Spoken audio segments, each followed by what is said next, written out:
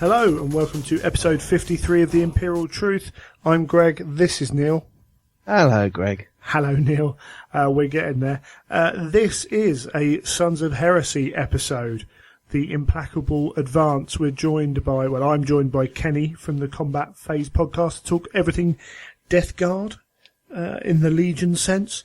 So we have a fair amount going on. We're going to keep this fairly short opening of the show. But before we do anything else, let's talk sponsors. So let's hit it with Element Games. Element Games, the company for all your hobby needs. Yeah. You can pre-order anything that GW is about to release for a nice hefty discount. Yeah. And don't forget to go through the banner to throw the show some pennies. Indeed, it supports the show brilliantly. Thank you guys for continuing to do that. Element, I put an order in with them, I think Thursday afternoon. Got everything I ordered on the Saturday morning when the postman turned up, as usual. Again, another load of toys to play with, and there's going to be another order going pretty soon, I can tell you. Yeah, that's my opinion as well. Yeah, so we'll do that here because it is relevant to Element. On the 22nd, it does appear that we're going to have the pre-order of the Prospero box. Now, that is rumours I've heard online. That is, we've had no contact from GW over that, so that's not an official line by any stretch of the imagination. But if you are going to purchase that, then remember £85, £80 was the last one. It was just under £80 for the last one, I think, from Element. So bung a pot of paint on there. You always need another paint pot. It's always the case. If you're painting Space Wolves, get a grey. If you're painting Thousand Suns, get a red. Yeah, but there's always at least one paint in your thing which you could do with getting another one off. There's nothing worse than running out the paint you need when you're halfway through batch painting a load of models. So do that. Takes it over £80. You get free shipping. And that will probably turn up on the Saturday morning it's released. And in some areas, for some people, even before Games Workshop opens. And you're saving money and you're supporting the show. I'll be doing it. I'll be doing it. Good man. So yeah, that'll be brilliant. Also, we have Lil Legend Studios. Yeah, so Miles we had on the last show. And he's your go-to man if you need a commission paint job done, if you're painting an army, if you want a centerpiece done, if there's that particular model that you just can't bear to, you're either too scared to put paint on it or you just, are fed up of painting tanks or infantry, give him a shout and he's more than willing to oblige. Yeah, or a present for someone. Yes, yeah, so, never know. So coming up to Christmas, so if you want, maybe your mate is struggling to consider painting up a Praetor especially for it, maybe you can do that for them. Miles is doing great work. He's putting together his galleries.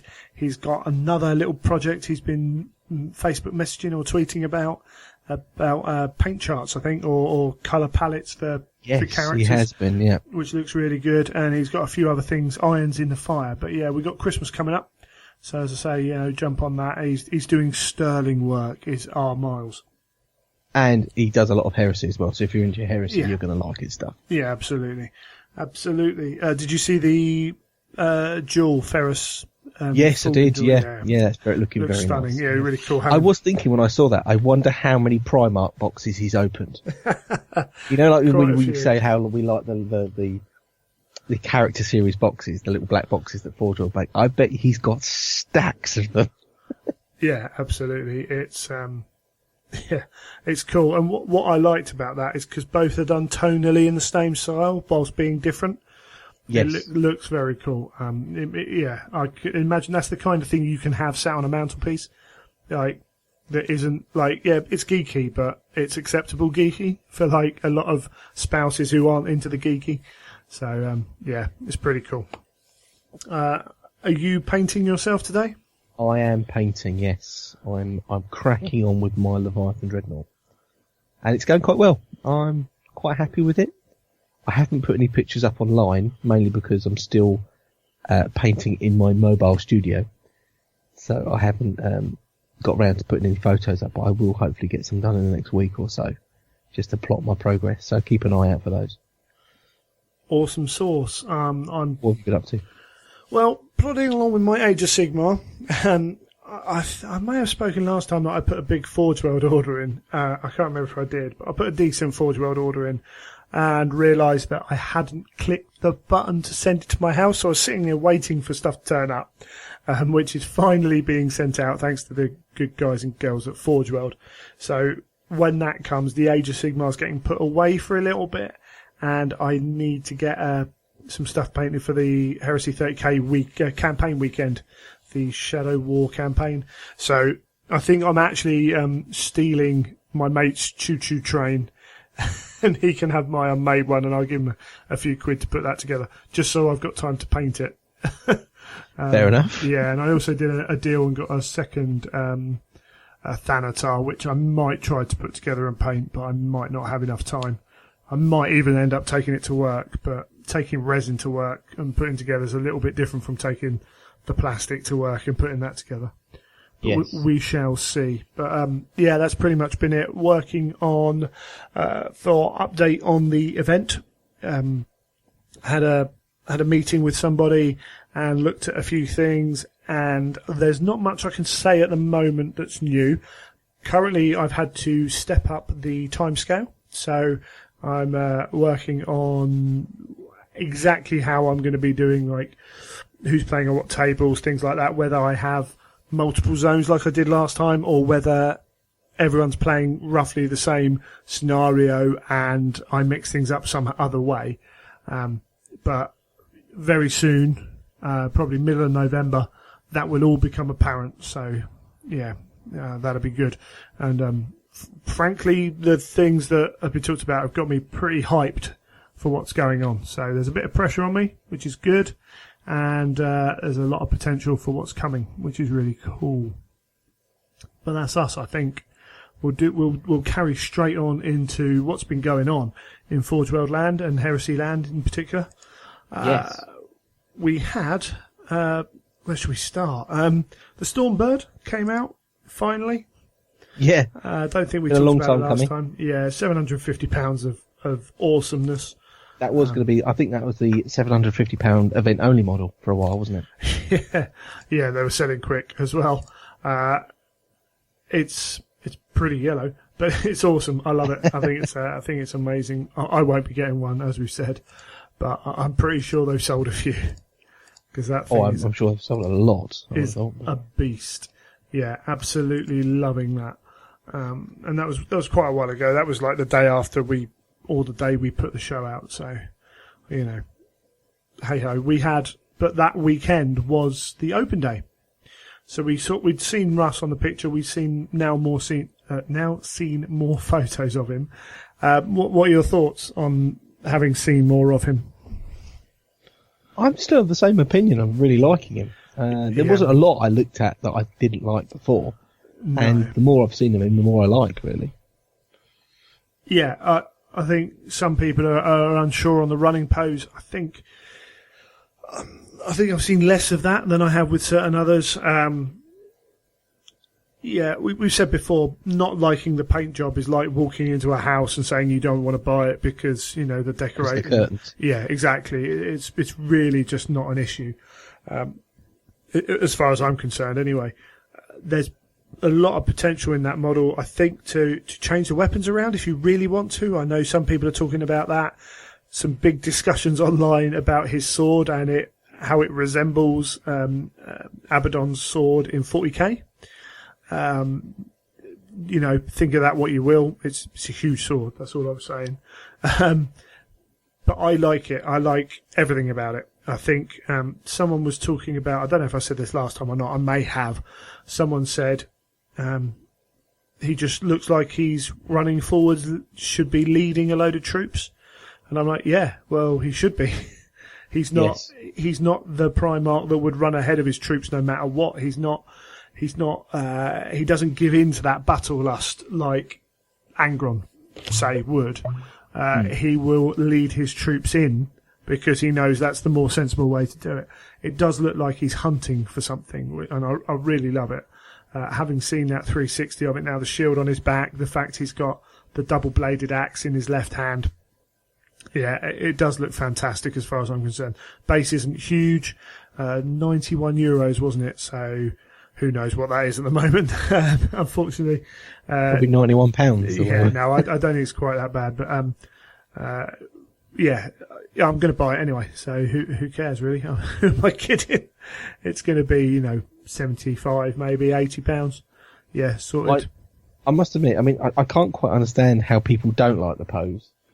But if they had posed Russ and he was standing dead still and was like, looking into the distance or, leaning on his axe or something, I think people would have absolutely gone mental. And I can't see why people wouldn't like the poses in. No. It's very, very Russ. Yeah, I mean, I've seen some really hypercritical, comments as well. Like, his standing leg looks wrong. And I'm like, I really don't think it does. Comments about the size of the sword and everything else. I'm like, I did see a comment start to devolve into the real world applications of sword fighting. I'm like, it doesn't matter to a vat-born genetic freak, right? So people, you've got to remember, it's not the size of the appendage, it's what you do with it, isn't it, at the end of the day? Yeah, but, you can't compare what a human does with a weapon and then just scale it up to a Primarch, because a Primarch is not human. So, even if a humans could grow to the size of the Primarch's still much more than a human. And Again, I feel like I've probably said this way too many times, so apologies if I have. But it's your catchphrase. We're dealing with we're dealing with things that are fantastical, and even though they're in a sci-fi world, they're fantastical. They're not real, and they're souped up. And when you get to the nitty gritty of it, Terminator armor doesn't really work. Power armor doesn't really work. And that's before getting into the science of the weapons. Chain fists are ridiculous weapons when you stop and think about it. If the fact that Lehman Russ, his sword appears to be too big, is the thing that's stopping you from kind of connecting with the universe, then you're going to struggle anywhere else, really. Yeah, that's not the worst thing. No, by a long shot. There are so many more problems in the universe. And it's that thing, I know people are looking for a certain amount of realism, but at some point you have to leave realism at the door. Grittiness maybe, but realism is not a factor when you're dealing with Space Marines. And just any part of this, populations of 30 billion, a planet with a population of 30 billion being brought to heel by even 100,000 Space Marines probably doesn't add up. Right, when you get into the books and stuff. So you just have to let a lot of that fly. This is not a hyper-real situation. But yeah, no, I loved seeing everything about Russ. Seeing a couple of people working on him. Nothing I've seen yet makes me kind of think, oh yeah, I'm not a massive fan of that. I just think it's fantastic.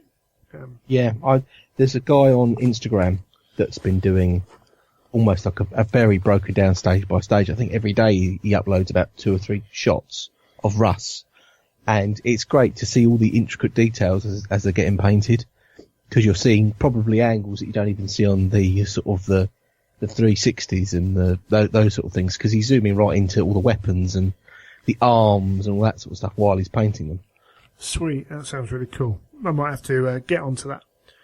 I think we should move on from Russ. House Malanax transfer sheet. All the Scorpions you could ever want, which is pretty cool. Again, it's another awesome transfer sheet, which the beauty of that Scorpion is, although it's tied to Malanax, you can use it for other things quite happily. So you could take that somewhere else, which is really cool. The other model they showed off and was for sale was the Voltarax, which is the precursor to the Plague Drone. And its rules as well. So this wasn't cheap in terms of money, but it's a decent sized bit of resin. It looks really cool. The rules for it look really good. It's 175 points for a flying monstrous creature with a pretty good gun. and it's got haywire. That's right. Yeah, and isn't it like 5 haywire shots or something silly? It's something silly like that. Yeah, quite a good ballistic skill. So, yeah, I think I and Horace were talking about, one of the guys on there was talking about it could break 30k because of the amount of haywire you could put out. It's got to hover to be any good with those haywire shots, because if it's what range are they as well? I think it's 24, but it can get into position because you can zoom, you can fly to get into position. But to be effective, I mean truly effective shooting it at a target, you want to drop into hover mode, which means yes, you can shoot one target and then you're dead. Yes, they are toughness 7, but this is the Heresy. Like, toughness 7 is not a major issue for the Heresy. Don't get me wrong, I think they're good. They're 175 points. It's not cheap. Might serve a really good role in a Mechanicum list as well. But, you know, I've used my Myrmidons in a similar manner before and just gone, right, you're stepping out, you're killing that Spartan, and then, well, you're on your own. But job's done. But those 3 models cost me like 200 points rather than buying 2 of those is 350 points. So again, it's another thing in a Mechanicum army where all the cool stuff is expensive. You know, Thanatars, Castellax are expensive. You know, the Krioses are probably the only thing that aren't expensive. So yeah, it's another really good tool. Whether they're the final rules, I suspect they are, because at that point, we'll talk about the book in just a second, but the book should be off to the printers at some point. So yes, so if they haven't got them nailed now, I think they've got a problem. Yeah, they had some other cool rule as well. I haven't got it on me, but defensive wise, they got a cool rule. But there's some good stuff, ways of getting around Flare Shield with the haywire, which really good, really cool. But I don't necessarily think they're a win button. The fact you've got monstrous flying creatures that can zoom around, they're not amazing in combat, so it's not like they're doing that. And also, you've got to remember, it's a toughness creature, so charge it with a tactical squad. Yep. And absolutely. Let it sit there while it tries to kill the tactical squad. Yeah, again, as I was saying, you might have to bait it out. You might have to just offer up that tank. But then you have to do that with a lot of stuff anyway. Like, yes. There are some times where you just put your Spartan out and you know it's going to die because they've got, you know, tanks down the side. They've got super heavies wandering around. This is 30k, right? You can't keep everything safe. It just does not happen. So, yeah. And stuff dies quick as well. You've only got to get that one decent shot off and something's going to blow up. Yeah, absolutely. The amount of times I've seen a Knight Lancer turn 2 go in and tear something apart. It can happen. It can potentially do that quicker than these guys can do. But, you know, there is some Skyfire out there. You can get Skyfire in your lists. And if they do become a problem, generally, then maybe people look at other ways of taking Skyfire in their lists. Because there are ways of doing it. It's not like you're relying on. I mean, Contemptor Mortis is already good enough anyway. You can take one of them. The Derrideo's pretty good, and people take them anyway. And then you have got things like the Tarantulas potentially. People don't take them at the moment. Doesn't mean they can't. Other flyers, Xiphons. Xiphons, lightning. It's going to do some damage to them. Does that Mastodon? Is that an anti-aircraft gun on the back? I think it is. I mean, there's a lot of points, but I'm just saying that there are guns out there that can do the job. So it's not like they're completely invulnerable going forwards, but they are quite tough and they are quite cool, and I suspect they're going to sell a lot. Yeah, I think we're going to see a few of them. But the problem is the Mechanicum get all the toys, don't they? Yeah, always got cool stuff coming out. There's a lot of love for Mechanicum. I think it's a place where they can express themselves because. Yes, you know, within the Legion, they're restricted to the Legion style, whereas Mechanicum's cool, weird robots. So they've got a lot more freedom. And in fact, it's Inktober at the moment. So in the art community, they encourage everyone to do ink drawings through the whole month, one a day. And Mark's Bedford's drawing some awesome robots. You know, it's a different style from GW stuff. And, you know, anyone artistic's going to have more than one style they want to work on. So I think Mechanicum offers them a little bit of that, because otherwise the Heresy's all men in big grey suits and really blocky vehicles. It's pretty much the same thing. So it's cool to see. Cool to see. And one of the only other things there we saw was the picture of the assault cannons. Yes, yeah. So starting to look very 40k at this point, aren't they? The assault cannons. Yeah, they are. These ones are particularly, but they are. Yeah, assault cannons are awesome, so I don't really mind. Yeah. They are amazing guns. Yeah, and they look really cool. We'll have to see exactly what's going on with those. But I mean, that was pretty much it in terms of what we saw. Stuff that came out of the event was that the Inferno's delayed till 2017. I only kind of picked up little bits and pieces. I didn't actually go too deep into the threads of exactly what was going on and what questions were asked, but it appears that it's not been sent off to printers yet. So does that push it into the realm of Heresy Weekender? Well, this is then the thing, but I mean, I think it puts it into the realm of as soon as they send the book off, we've got 12 weeks. Because again, although they could wait for the Heresy Weekender, they could get that out in January and sell it before the Heresy Weekender, and then lead into the Heresy Weekender with other stuff. Because that Heresy Weekender, all we know is February. That could be right at the end of February. Will they want to sit on all those books for a month and a half? Or will they want to go, books are available, pre-order it now, get it delivered to the Heresy Weekender? And also you then don't create that big kind of, I need one of them at the Heresy Weekender and all the issues that come with that and potential and then eBaying. People scalping it on eBay. Yeah, all that jazz. And, 300 people queuing in a very small area to try and make sure they get a copy of the book. So a lot of elbows. Yeah, I think I again, this is just me talking off the top of my head. I think it just comes down to when does the book get sent off, and that is the driving force behind when it will then be released. I say if they got them on January the 1st, I suspect they'd be out January the first Friday.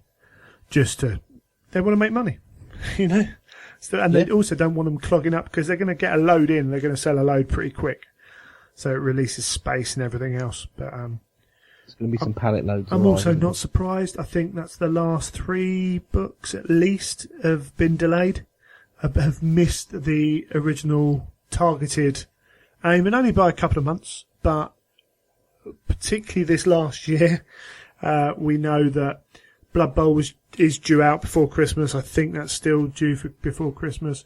They're working on Adeptus Titanicus. If they're not already working on the book, I'd be very surprised. Got the Imperial Armour book coming out.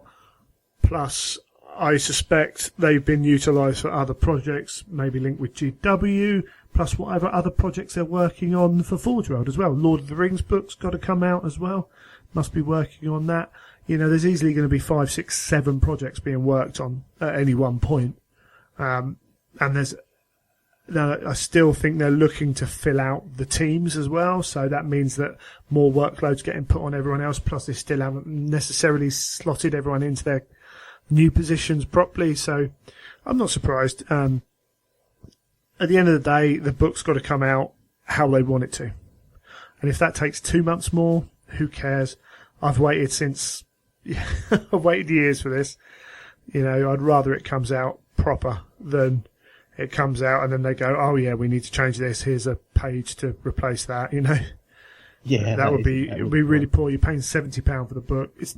First run's always going to be little things they miss, and even then, I'm like, first page there's a typo. Doesn't look great, but hey, whatever. I'll move past that. But for a £70 book, you want it to come out as much as it can right. Yeah. So yeah, it's not a major issue. Get your Christmas money, save it up for that book, and all the toys that come with it. November, December it's looking as though it's going to be quite expensive anyway. So let's let the money recuperate. Oh, don't. Yeah, okay. So shortly after putting in a big Forge World order, I saw a link on Facebook on I was like, oh, what's this all about? Oh, there's a coming soon section on Black Library's website, and it's got Lehman Russ and it's got, let me have a look, Sons of the Forge is listed as coming soon, the Blood Bowl box set, 13th Wolves a Heresy title, an audio, the last two Beast Arises books, even up to, in January, Virtues of the Son, Sins of the Father, double audio, and Magnus the Red coming out December. I think it was December for Master of Mankind. Master of Mankind, December. And I was like, this is amazing. You click on Lehman Russ, the Great Wolf, which has had an advert come out for it very recently saying it's going to be available the 21st of October for pre-order. And you can add it to your basket now. Amazing. Same for the Sons of the Forge limited edition. So I went and ordered them. And I spent the best part of 150 quid on books, which will see me a lot of the way through to January, to be fair. But yeah, that was, buying the last, Corax was out and filling out the last of the Heresy. That's 40 quid for Lehman Russ. Sons of the Forge soon adds up. It was then taken down. It was then put back up, and they're honouring their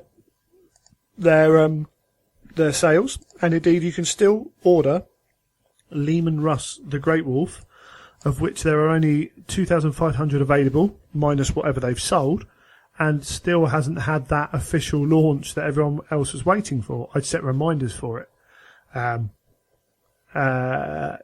So whether they should be selling limited editions before the date that they advertised that they were selling them, that's raised some, hackles around the interwebs, and I could understand why.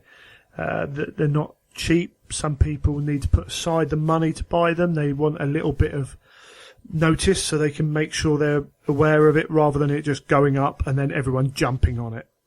Because, admittedly with a Heresy, they've got the numbers about right, and there's usually a few left over.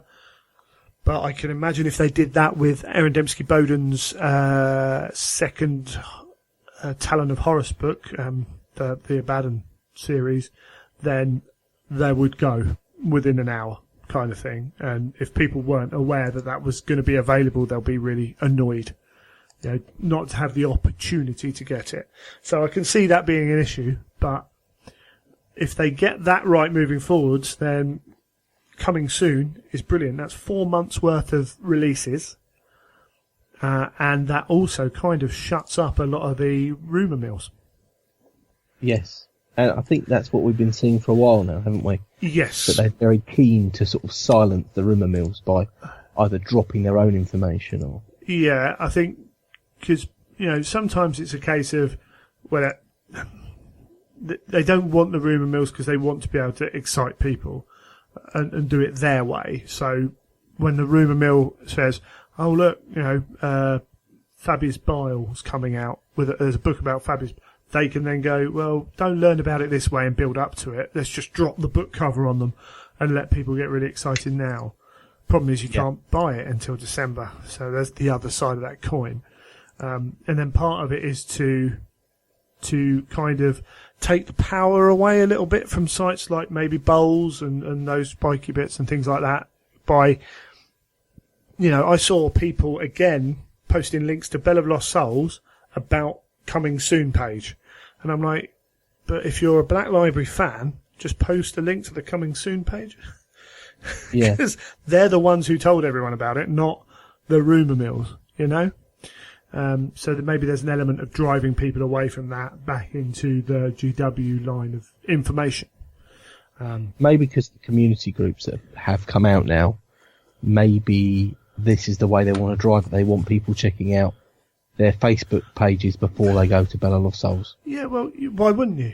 Well, exactly. And that must be their logic behind it. Why would you let people go to a third-party website to find out the latest information about your products? Yeah, and also while you're here, you might think, oh, actually, yeah, I'll buy that because I'm on their site. Why not just go and buy it now? It works out for them, which is really cool. It's got a lot of potential there. and we'll keep an eye on it going forwards.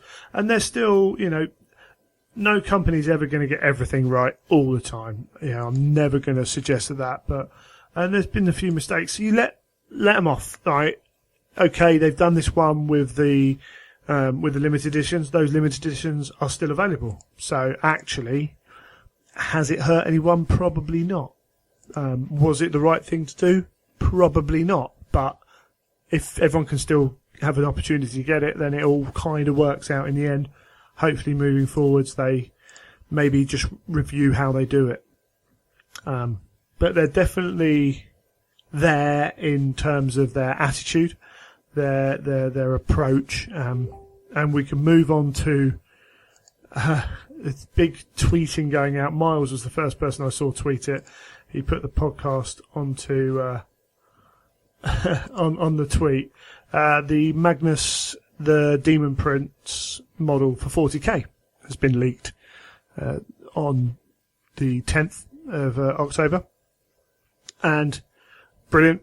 Cool. It's an interesting model. I want to see it before I've got a real opinion on it. It's 40k. It's a very hard picture to make out as well, isn't it? Yeah, and it's very 40k compared to 30k, and I don't have a problem with that. I'm not going to say that's a problem, but it's something that I want to hold. I want to get a good look at, see a proper 360 of before I decide on it. But that screwed up box came out, and that box could have come from GW, could have come from the somewhere else where they were doing print runs and stuff. Who knows? Who knows what's gone on there? It looks like GW called in their Warhammer TV team, especially to make a short video where they jokingly went through their bins and found a poster of artwork that's probably from a book which seems to portray the Battle for Prospero, seems to be part of the 13th Black Crusade, the Prospero story that's going on. And then right at the end of it, Eddie's in a bin. They're making jokes about, like, this is a bin we chuck all our cardboard away in, this is the bin we chuck all our sprues away in. Oh, what's that? That's a sprue of Thousand Suns Space Marines. And then this is the bin which is definitely do not show on the internet. And Eddie pulls out the Primarch model painted. You don't get a very good look at it, and then drops away with it. You get a good idea of size. You certainly do. It's a huge model. It's a big Archaon-style model. It is pretty cool. I like the way they go about it. I like the way they're taking back the control. Yeah, and Rob and Eddie are good guys, and obviously the people who are behind the camera have it going on pretty well as well. So the whole team seems to be working pretty well together, and it's cool stuff. It's really cool stuff. But I think we're there. Can't think of anything else that's been going on hobby wise. Not really, no. I mean, there's quite mainly Magnus at the moment. It's a fair amount, yeah. But Magnus is not 30k, so who cares? To a point, this is a heresy episode, and Magnus doesn't become a Demon Prince till after the heresy at some point. So, this is not. That's maybe one thing we could approach. This is not the Forge World Magnus model that we're going to get. No. All right, and that is true. There was a lot of panic that GW were taking over the Primarchs. Again, it's not a promise that they never do a Primarch, but this is not the Horus Heresy Magnus model. This is 40k Demon Prince kind of 13th Black Crusade model. So, very different beasts. And so if you don't like that model, don't worry. It's like, move on. The only thing, when I initially saw it, my first thought was that Forge World mentioned a lot of times that they would be doing multiple versions of the Primarchs, especially if they transitioned and changed. And then I thought to myself, well, is this where GW come in? That the demon versions they'll do. So will we get a plastic Fulgrim, like a serpent Fulgrim, that will, that could be in the Heresy, because he's like that in the Heresy. And that's I thought maybe they'd take it down that line. I don't think it really fits the aesthetic of the Heresy, and So I can't see that happening. This is when you look at this model, it's definitely a 40k model compared to a Heresy model, and I just don't see a reason why they would mix that. They haven't mixed it yet. GW doing plastic Marines, they're all in the style of the 40k Marines. Those Mark IV are Heresy style models. The Cataphracti are Heresy style. The Contemptors are Heresy style model, whether you like the pose or not. The characters are the clips we've seen of the Thousand Sons of Space Wolves. The Custodians haven't really seen them properly, but they fit the 30k aesthetic. Now, could GW take the vehicles and do them easily in plastic in a 30k aesthetic? Yes. Would they do Magnus? I don't think would fit their 30k aesthetic as a Demon Prince. Plus, how many actually are Demon Princes at Terra? Maybe a couple, 3? 2, 3. 2, 3. Spoilers. Angron, Fulgrim, and I'm trying to remember if anyone else turned by the time we got to Terra. But Horus was changed, wasn't he? Horus was no longer the being he was, but he still looked like Horus. He's bigger. He was infused, but it wasn't necessarily changed. He hadn't given in, he'd struck a bargain, he'd won a deal, rather than, achieving a demon prince level, a demonhood level. So, yeah, I think there's a distinct difference between the two. And I have full faith in GW to, really to an extent. It sounds a bit, I know some people don't, but I think it's easy for some people to forget that Forge World are only allowed to do what the people tell them they're allowed to do within reason. They are allowed to kind of go, but if they overstep the boundaries, they'd be told, well, no, that doesn't fit.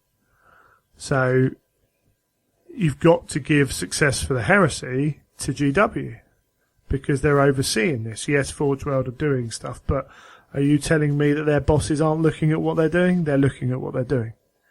So, that's how business works, doesn't it? So, yeah, I've got faith at the end of the day. Oh, I've got complete... And I like a lot of the GW stuff anyway, so... Yeah, I do as well. I'm pretty sure I'm going to like Magnus. Yeah, I want to see it, but, Alariel, Archaon, all that, awesome models. That Alariel's fantastic. So, doing these huge kits, it's cool. Whatever, crack on. But, we'll see. We got plenty to be getting on with before then anyway. Yeah. Excellent stuff. We'll leave that there. We'll take a break, and after that it will be Kenny from the Combat Phase podcast joining myself to talk all things Death Guard for the Implacable Advance.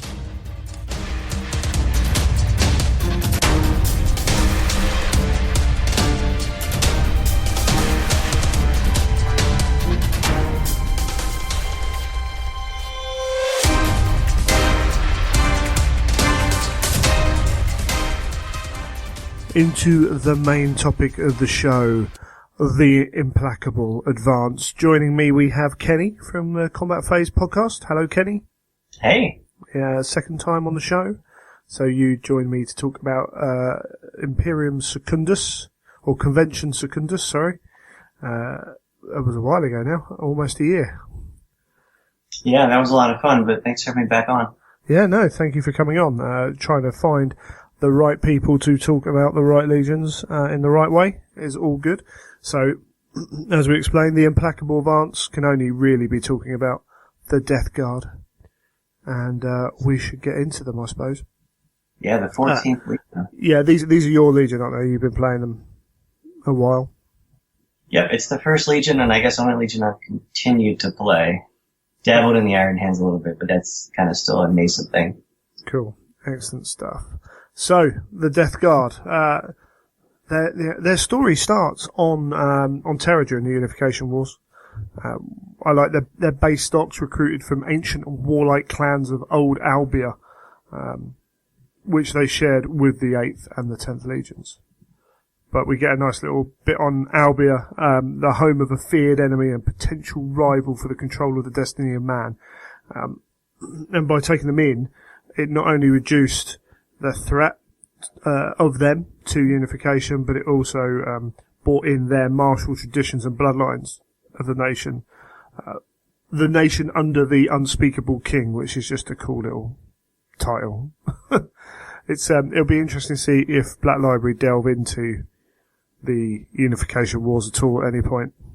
Oh, I hope so. I really hope. I think they will at some point. Yeah, there's so many of these hooks, isn't there? Like the unspeakable king, all the barbarian, technomancies and all that. But yeah, so it didn't waste any resources in fighting. It would have been a hard fight. It didn't waste any of that. And they got to keep their warlords and soldier scientists. Yeah, what does that sound like? Kind of, to our own history. Yeah, well, I mean, it's all a bit creepy, isn't it? I was thinking about something as I was doing this. Albia is supposed to be like the British Isles, right? That kind of. Yeah, somewhere up around there, incorporating other bits as well. So, not all the folks across the pond. We don't all know that. No, it's they're general areas without really being overly defined, so they don't have to dig themselves into too many holes. But originally they didn't bend their knee to the Emperor. They managed to hold the forces of unification in check with their own battalions of steam-belching proto-dreadnoughts and armoured Ironside soldiers. So, yeah, it suggests, even just those names suggest that they're quite formidable, which I quite like. And then, so the Emperor called for a ceasefire, knowing that it would cost him hugely and only leave a prize of ashes, which is a kind of a story of war for all years, I suppose. The futility of war. Maybe a glimpse of Tallarn ahead of time. Yeah, absolutely. The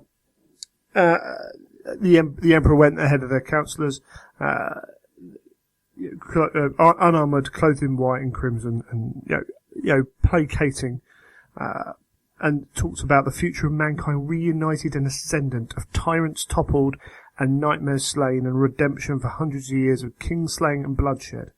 And they accepted this and became quite zealous supporters of that principle, though many others still didn't trust them. But they gave their war machines and their long-kept secrets and their sons to become Space Marines. But when you think of Mortarion, and then you read that, the future of mankind reunited and ascendant, of tyrants toppled and nightmares slain, a redemption for 100 years of kinslaying. Later on, when we get to talk about Mortarion, that's exactly what he was against, wasn't it? Yeah, it's interesting. There's a lot of parallels. I mean, you still have these guys that were experts in attrition. Yeah. And actually, the dreadnoughts and the Ironside and how that tends to translate over.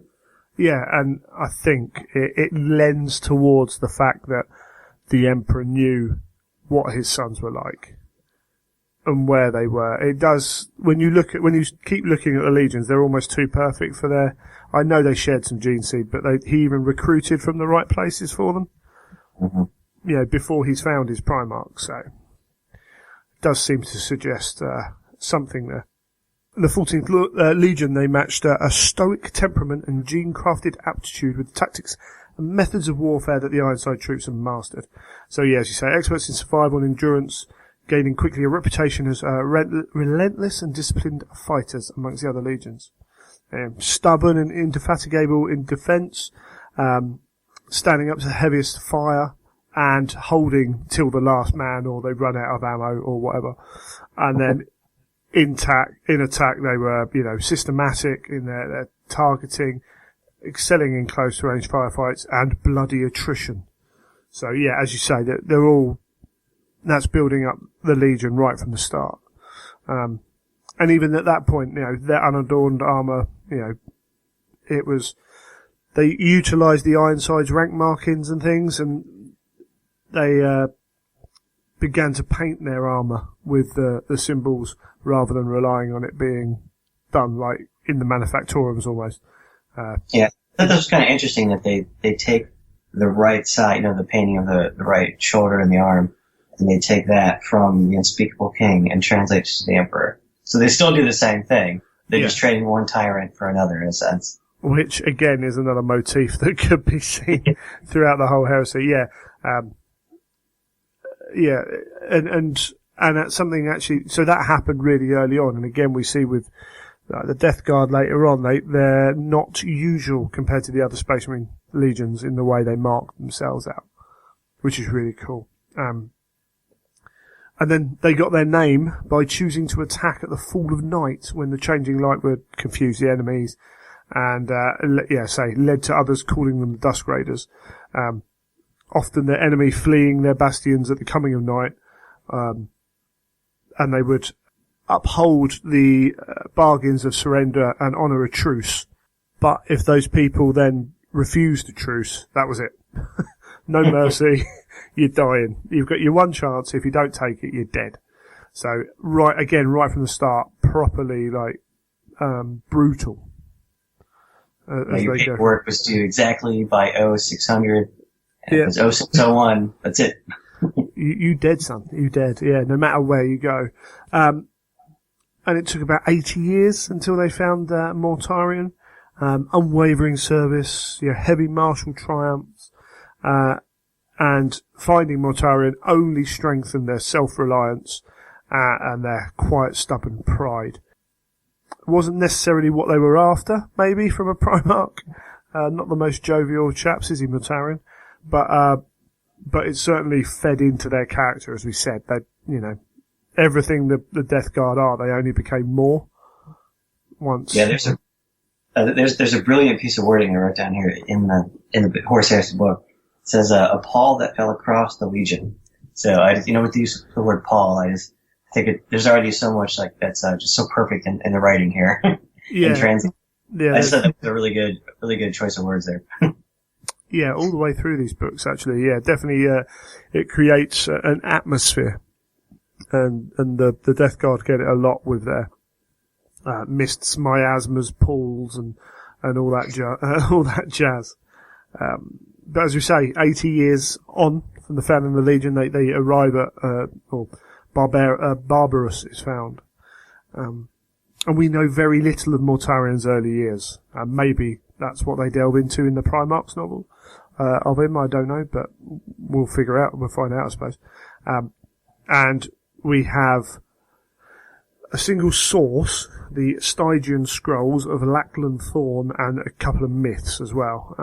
But Thorn was a polymath attached to the Crusade fleet, highly skilled as a Xeno translator, antiquarian and poet. But he too was morbid, so he fit his legion fine. And yeah, people were unsettled as much as they were illuminated by his work. So we got a real grim kind of, I can only imagine kind of what his poems were like Poe on like Downers or something. Yeah, the most emo of them ever, right? Yeah, exactly. And it's the story of Mortarion told for posterity, which suited his dark soul, and his fame was sealed as soon as he completed it, kind of no one ever heard of him again. Which just adds in to this kind of mystique around the Legion. Outside the Legion, the work was suppressed, held to be a baleful and sinister thing, surely only a dark allegory. But in the Legion, it was presented to each Space Marine upon their formal investiture, so they were really digging it. Yeah, I wrote down a question here about this. Two things of note. So the Emperor, edited this. So, there's things that we've seen edited in the Heresy for different reasons, there being, traitorous or however they're marked down. But I gotta kind of wonder why that was edited. And then as far as like Mortarion's mystique, I get the feeling that a few people know, and I kind of wonder if Horus knew some of that, that had been redacted. Because when he illuminates the other Primarchs in the beginning, we don't see how he does it with Mortarion.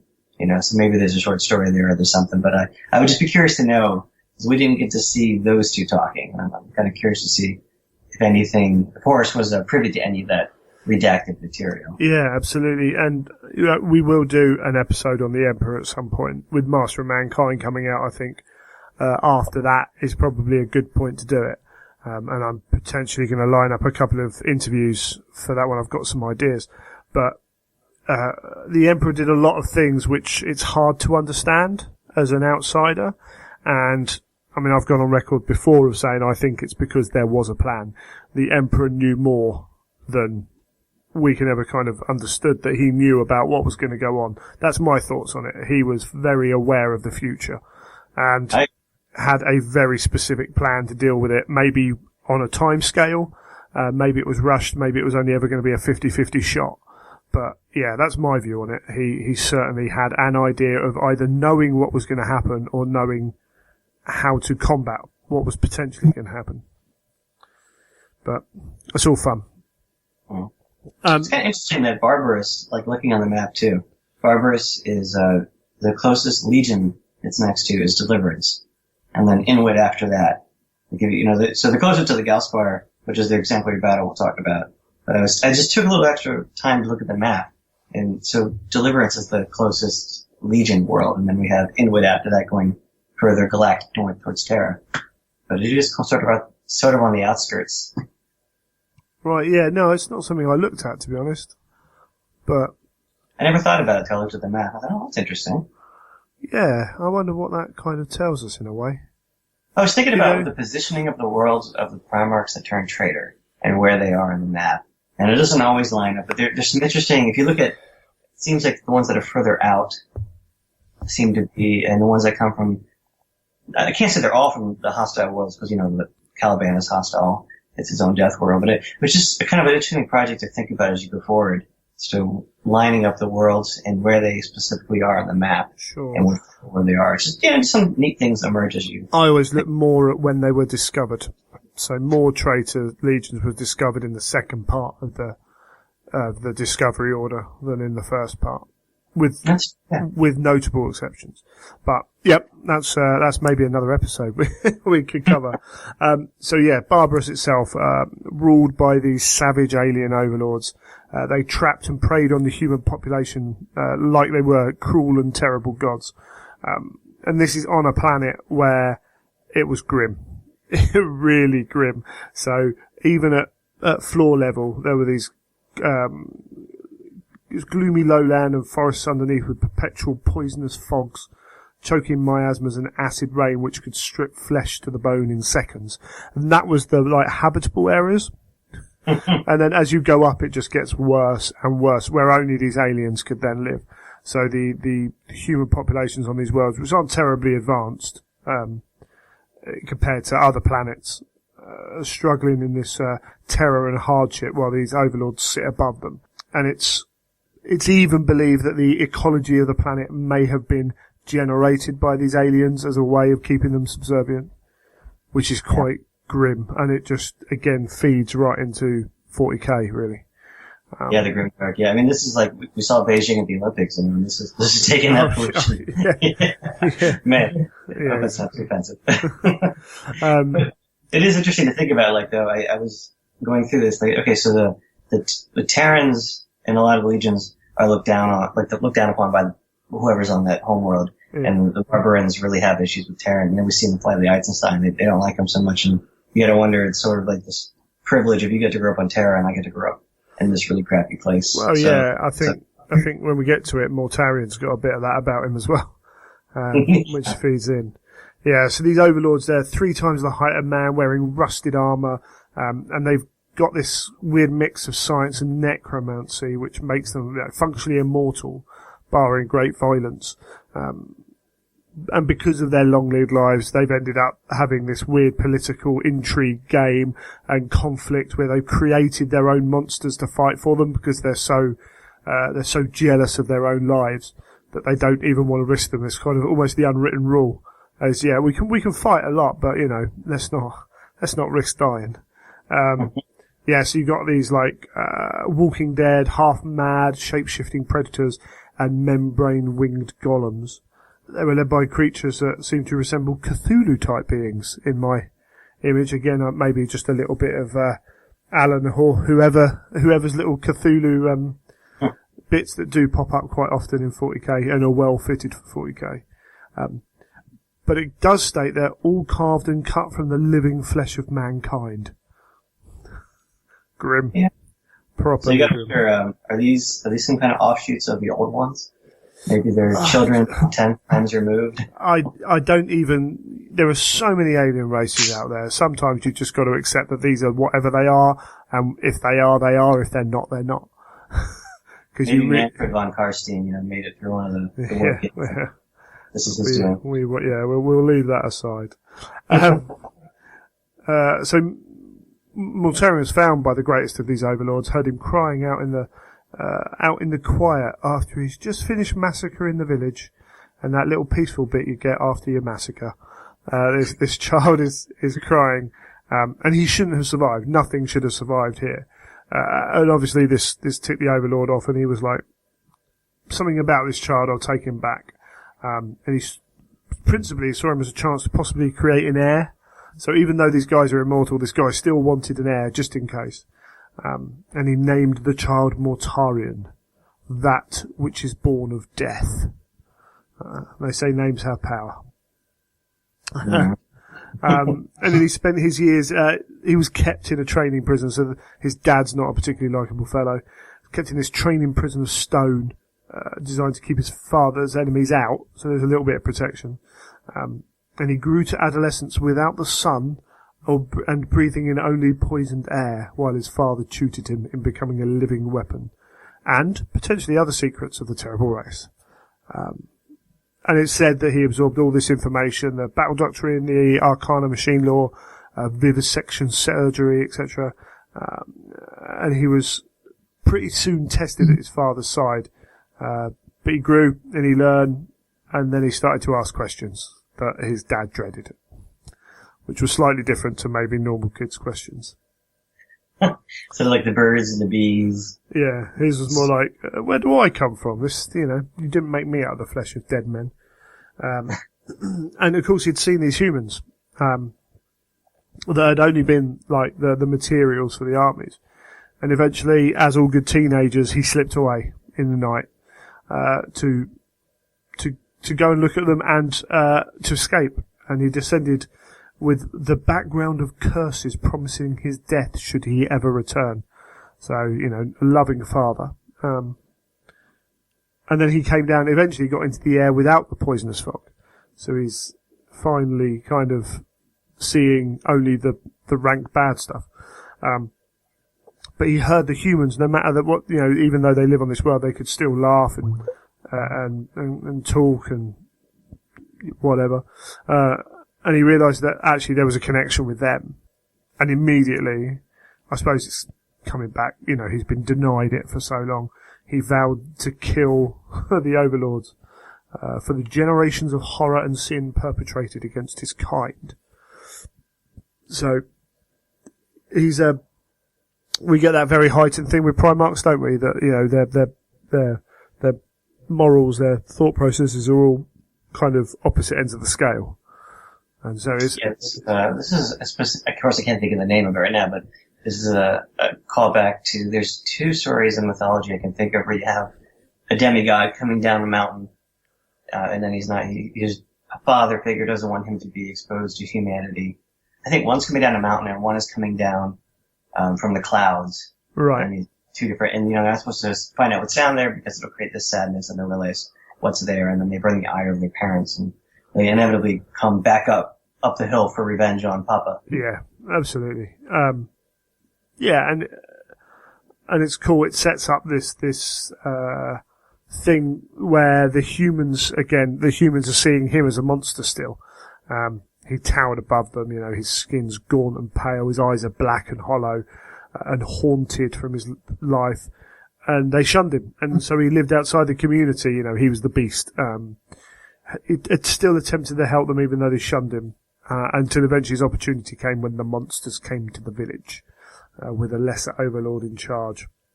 And it's great to see that the humans were there, they were still, fighting with their crude iron blades and torches. You know, they know they're going to die, but they're still going to fight. But this time, however, Mortarion entered the fray wielding a harvest scythe he had made himself. And I love the fact the Overlord's like, oh, this is not going well. I'm going to retreat back into the poisonous fog. And I'll just quietly slip away. And Mortarion just plunges straight through and decapitates him. And he's the first of the Overlords to be killed by the hands of a human in generations. So, you know, game's changed. So we get these man reapers, these scythes that become like the... Yeah, exactly. He made that scythe. Everything he's got is the image of the Reaper, even right from the start, which is pretty cool. And of course, the humans then realise that this beast, this monster outside, is their monster, and he became this prophet almost who promised freedom, justice, and revenge. And then he taught them the warcraft. We get the montage scenes. You know, he taught them warcraft, taught them industry, and to aid the defence, and he led them into battle. And his legend sprung across the world, turning battles in the humans' favour. Although they can never really get hold of the Overlords themselves, because they always retreated into the fog. But, particularly when Mortarion was around. But, yet, what I love about it is they still couldn't unite. They'd been so long in their own struggles that they still couldn't say, you know what, lads, let's just sort this problem out. And then we'll go back to having our little fights. Mortarion was allowed to carry on. which then allowed him to take the next step he did, which was to go up into the poison by gathering the toughest driven warriors and training them and drilling them and making them iron plate suits, heavy hacking blades, black powdered guns of his own design, and then finally, most importantly, this crude respirator gear. And the first Death Guard were born. There's another montage for you. Absolutely, yeah, it's perfect, isn't it? The whole of Barbarous is a montage. Iron Man 1, where he's in the cave, making together. Yeah. That's it. Or I can almost imagine it that they've got some technology, so it's more like Iron Man 3, where he's out in the sticks trying to fix his suit. But Army of Darkness too, I guess. yeah. Yeah, and the next time, the next time when the Overlords came down to have another go and thought they always had this safe retreat, the whole army followed them in. All the Death Guard just slaughtered them, which is pretty awesome. And then that led to, for decades of slowly winning this fight and killing all the Overlords.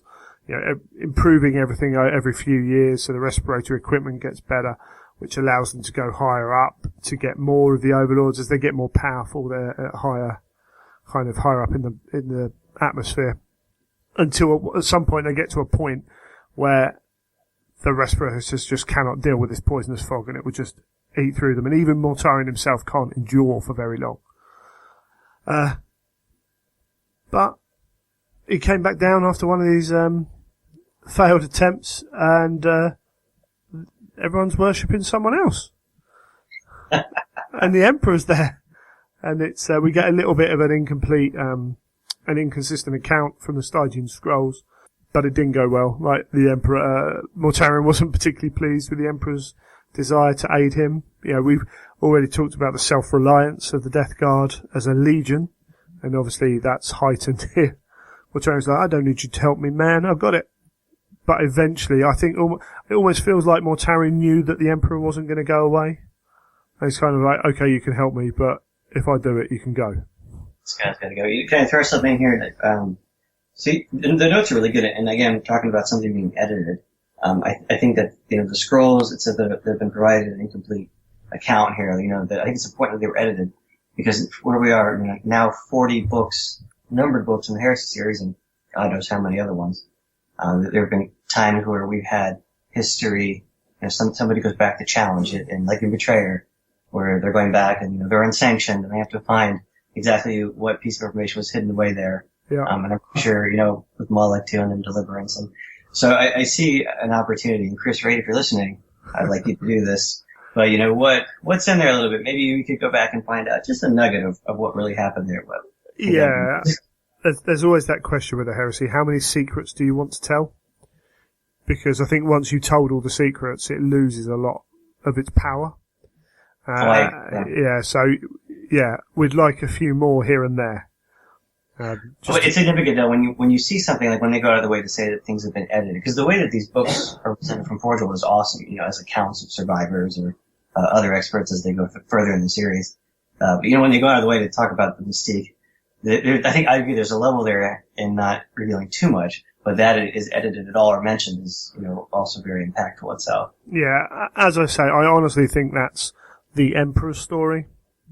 I think maybe we'll get, not specifics, but reasons of why he adapted things, why he pushed certain things and not other things, and why he held information back, things like that. Well, hopefully we will.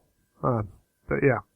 So yes, the deal was that if Mortarion kills his oppressor, then the Emperor goes off, while if the Emperor has to step in to do it, then Barbarous would join the Imperium and Mortarion would swear his fealty.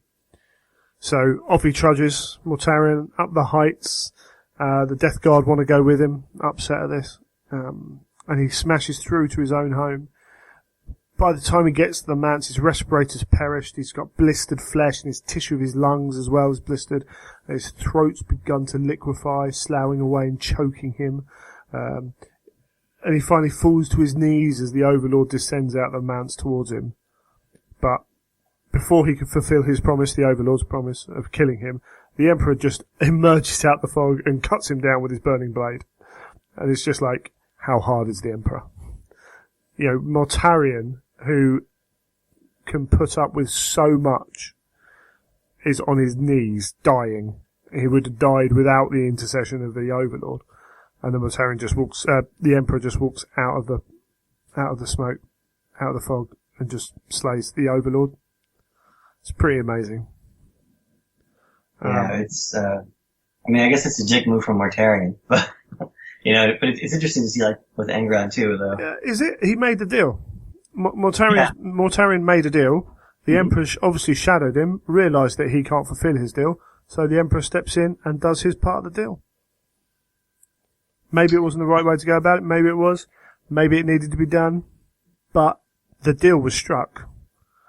So the actual act of saving Mortarion is not an issue per se. It's not did he do the right thing. The issue is maybe with the deal that was brokered in the first place. But yeah, Mortarion is saved, but he's bound now to serve this new master. But his physical and mental scars there will never fully heal. But as I say, he bends knee. He gathers the 14th Legion, who was immediately put in command of. It's like straight away. There was no coming back to Terror and being checked out first. But I like the fact he stood in front of them with this grim visage, hooded with his black scythe, and declares, and I'll quote, "You are my unbroken blades, my death guard. By your hand shall justice be delivered, and doom shall stalk 1,000 worlds." That's pretty awesome. Dun, dun, dun. Yeah, that's pretty awesome.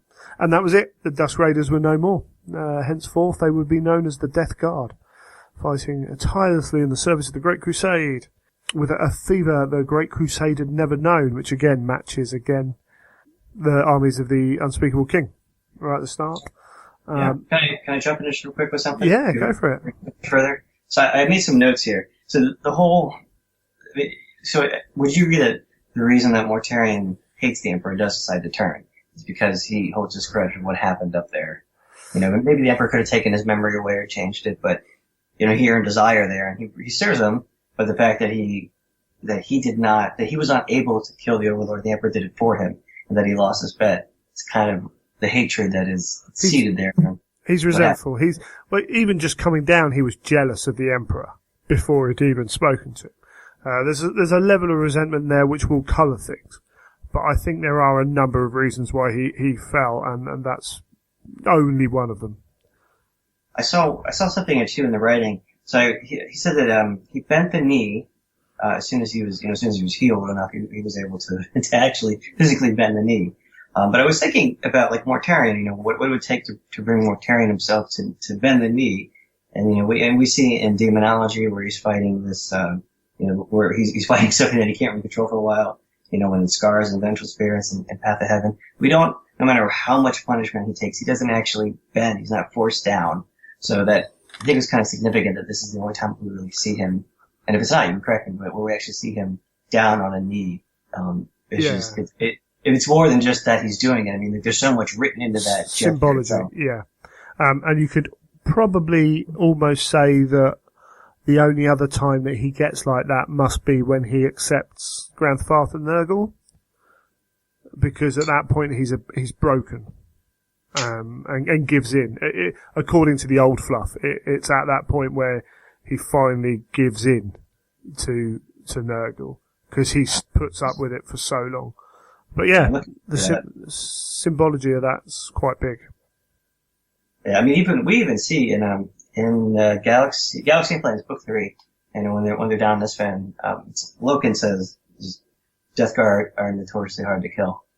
they throw it in there. So there's references in the books from the Legions talking about Death Guard too, that they endure, they're tough to kill. Yeah, they don't know when to quit. They really don't. Yep. Yeah, and their fighting style, they joined the Great Crusade then. They resupplied, they moved, they killed, they destroyed, they moved on, they never garrisoned. So this, as you say, this implacable advance was their thing right from the start. And maybe it was a little bit of Mortarions like, right, if we're going to do this, let's do it. Yeah, I'll show him. But yeah, and then Mortarion gets to shape his legion, as they all did. So they finally meet up. They quickly kind of gathered into this belief that mankind should be free of oppression and terror, which again can be, foreshadowing, as it were. And the way to achieve this freedom was destroying those that would shackle and devour humanity. And then, Sorry, who does that sound like? That's a parallel with another Primarch. Who does that sound like? Well, yeah, I mean, there's all kinds of readings into that if you want to get into the nature of the Imperium and of Chaos as well. It's very much the one of the major threads that runs through the whole of the heresy, doesn't it? Well, yeah, the actual wording though with Angron. Yeah, oh, absolutely. Yeah, no, I agree with that. Yeah, yeah, shackled and devouring. Yes, but as we've already said, Mortarion's way of doing this was for the only way to achieve this was enduring hardship, no matter how tough, to claim victory no matter the price, which becomes very much the Death Guard thing. The price will be paid. And as you said, eventually the Terran side of it is loosened. Like Barbaros's bleak nature kind of takes over. The armour loses its adornments, its markings moving to this murky jade paint to echo Barbaros's swamp mud that was over the iron armour of the original Death Guard. Yeah, that was a cool little touch. Yeah, really good. There's no adornment. Everything is just kind of functioning. So for lazy painters out there, Death Guard is a Legion for you. Yeah, and it very much echoes kind of, there wouldn't have been a huge amount of time on Barbaros there wouldn't have been cool for making stuff look pretty. It was just survive. So, yeah. They don't even name their vehicles. They're just designations or numbers. Yeah, exactly. And I like the fact that ranks were little cared for. So no real major importance was laid upon the ranks compared to the battle scars that adorn their armour. It was like that's your proof that you had endured, that you were doing what was required of you. That's awesome. I love that part. That's yeah, nice.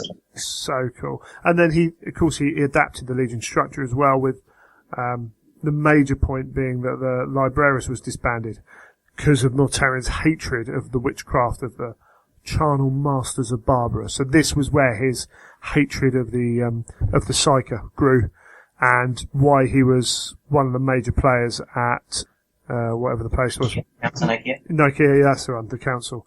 And why he was in that, and only makes more poignant the stories that are told later on in Demonology and Path to Heaven, particularly. Really good. For listeners now, if you listen to the audiobook for 1,000 Suns, which is still my favorite of the Harrison novels, Martin Ellis, who I think is a very underused author, narrator, unfortunately, he does the best Mortarion voice ever in this. Oh, right.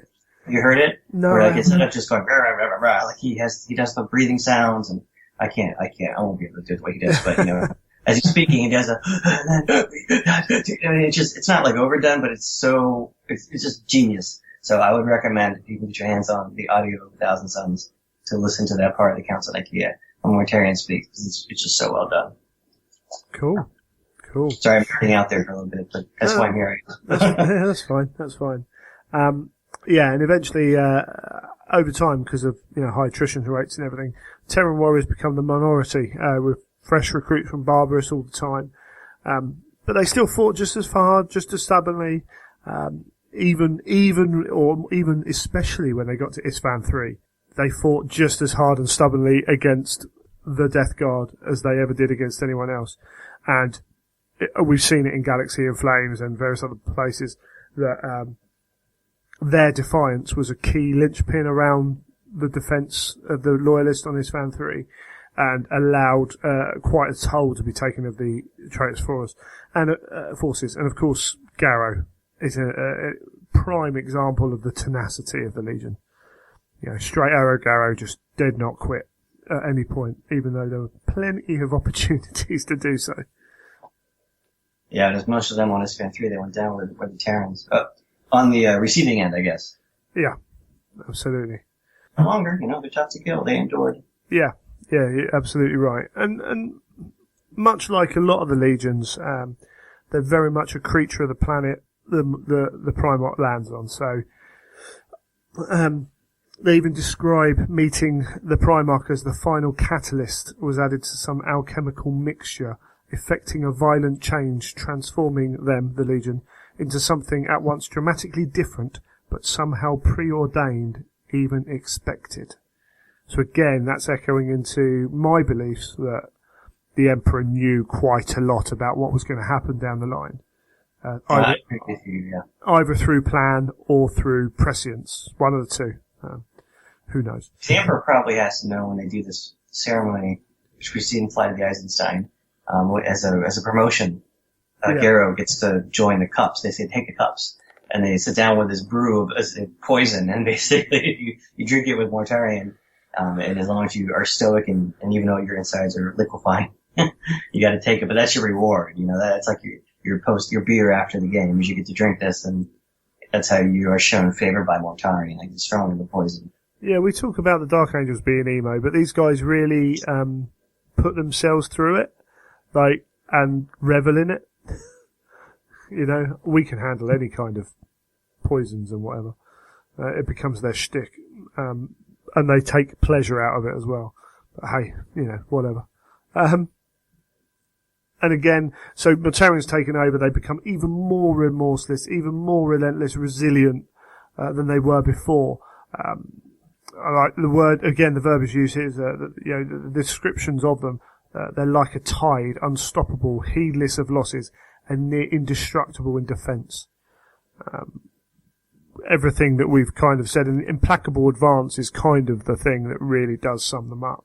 And they changed their doctrine as well, so they've gone through some rumours that they even changed the way they pick their candidates and changing practices in the Legion's Apothecarian. So maybe right from the start he was adding some stuff in that he'd learnt from the Overlords, which is quite cool, which certainly is not Imperial teaching.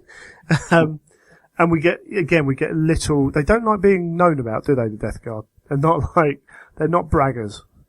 They're like, yeah, we'll just get on and do it. We don't know much about their early days, whether through purpose or just lack of recording.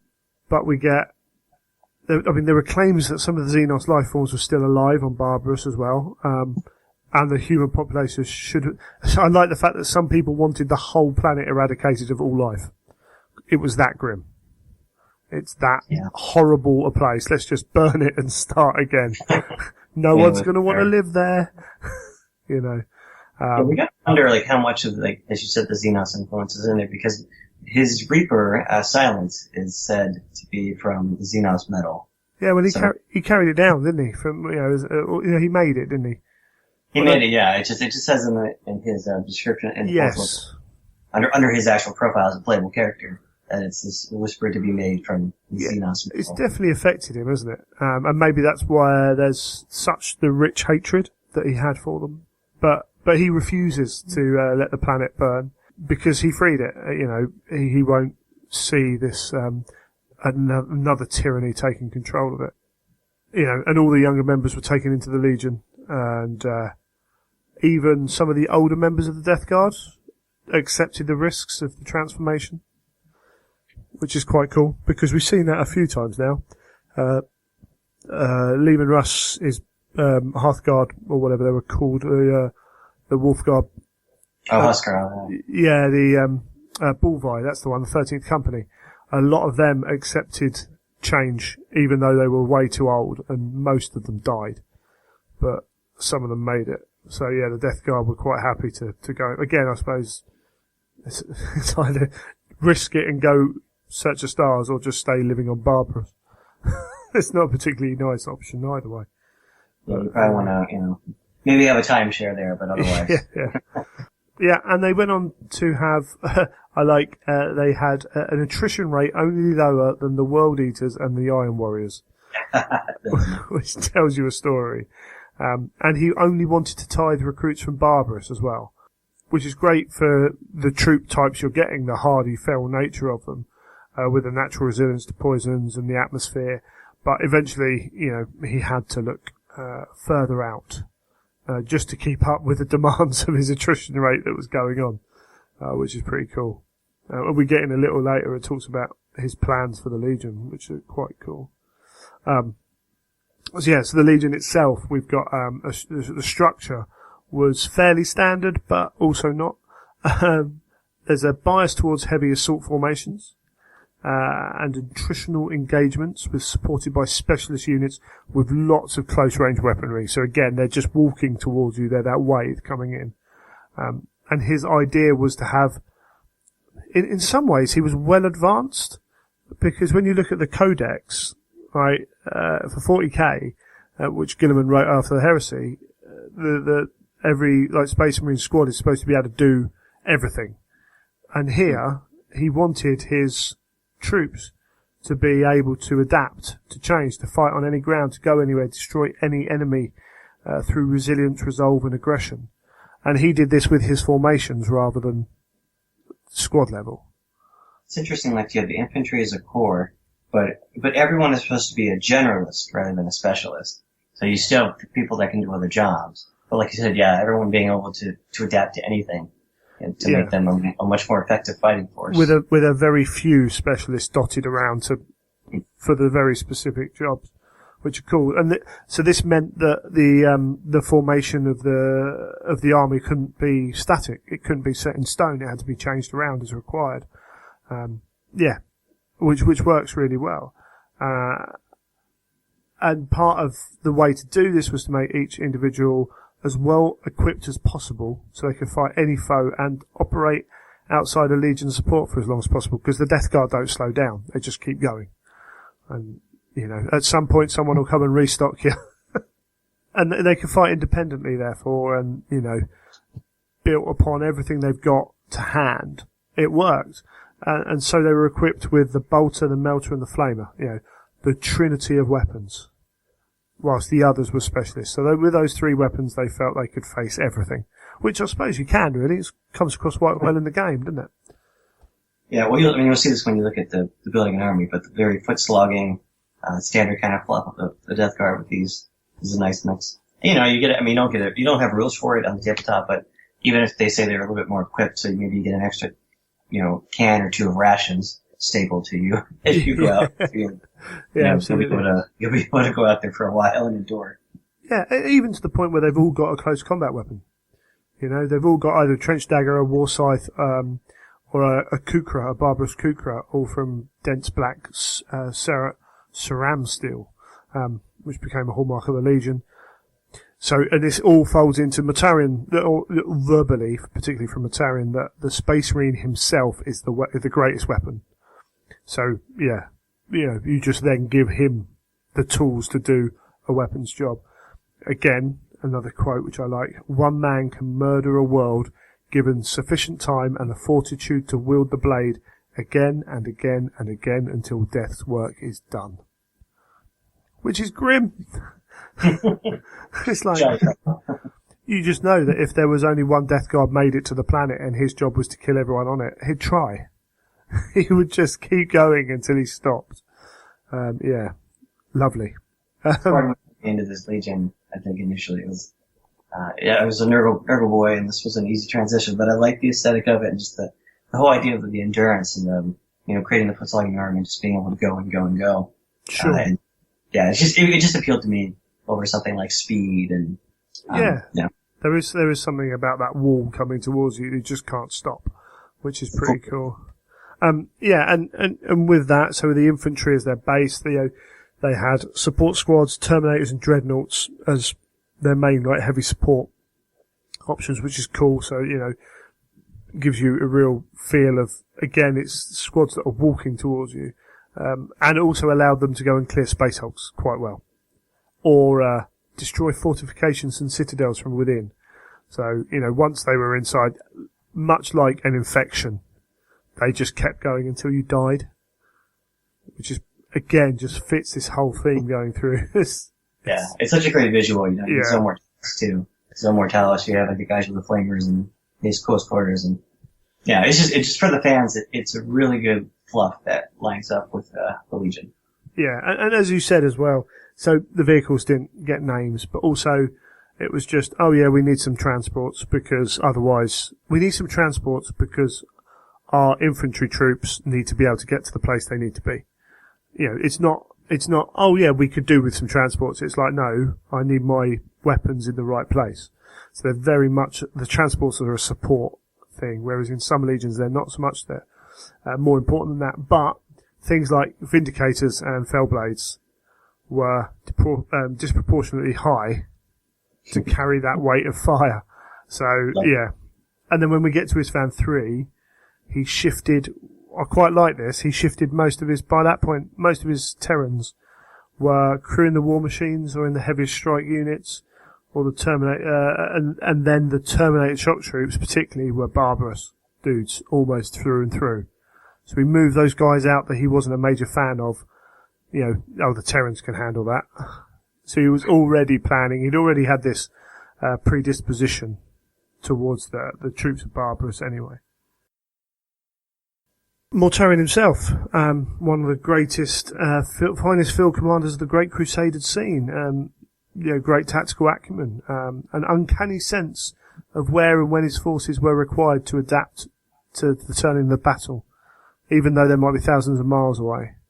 So, whenever you see, the losers of a battle, they always get derided, don't they? So, Custer is seen as an idiot for the Battle of Little Bighorn and whatever.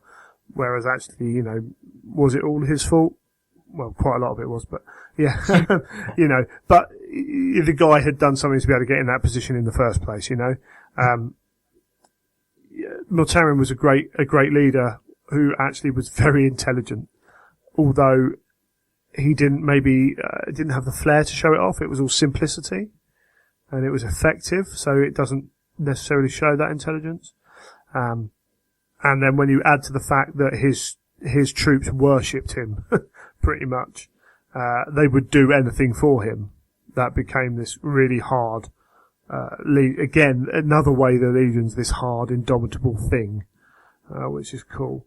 And this came out, one of the sort of negatives of it was the absolute and expected adherence to the organizational structure of the Legion.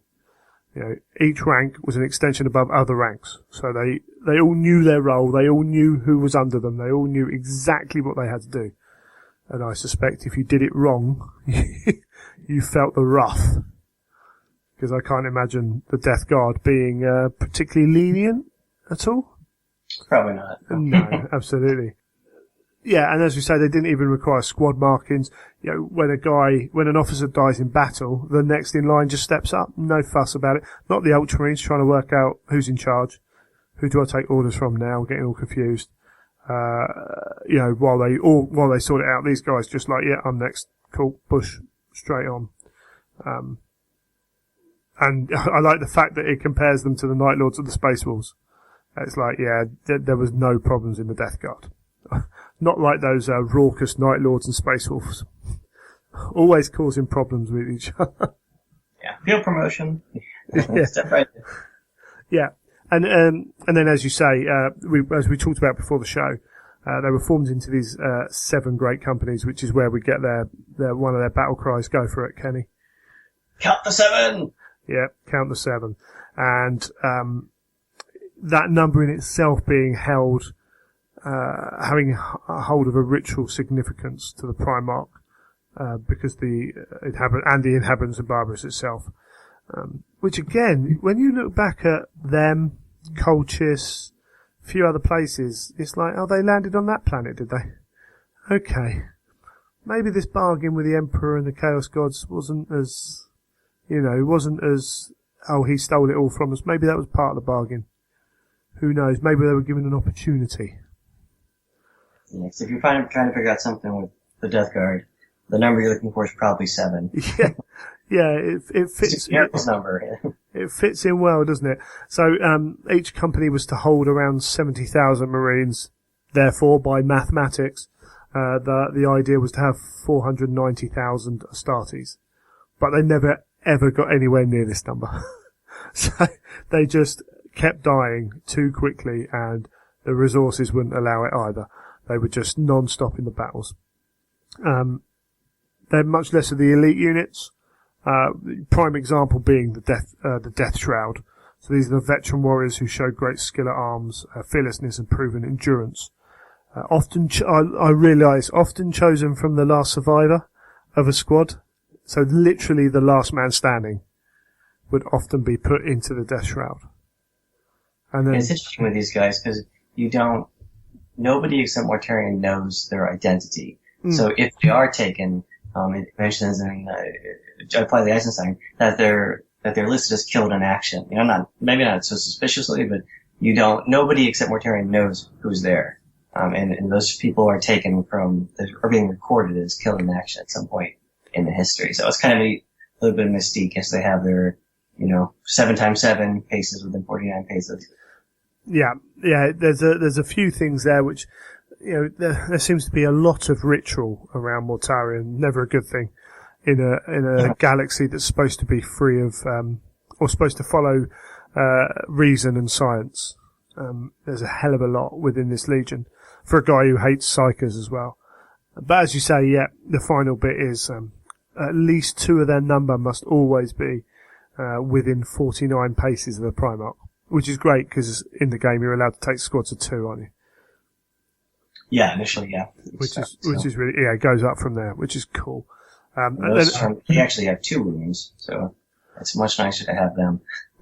Yeah. As opposed to the other ones that have 1 room. These guys are 2 room guys. And we'll get into that in the game, because usually Mortarion then runs way more than 49 paces away from his mates. But, yeah, that's a different story. Be nice steps, right? Yeah. I like the fact that they fought as one unit. They fought as one legion for a lot of the fight. So, yeah, by Isfahan 3, they were 95,000-ish Marines.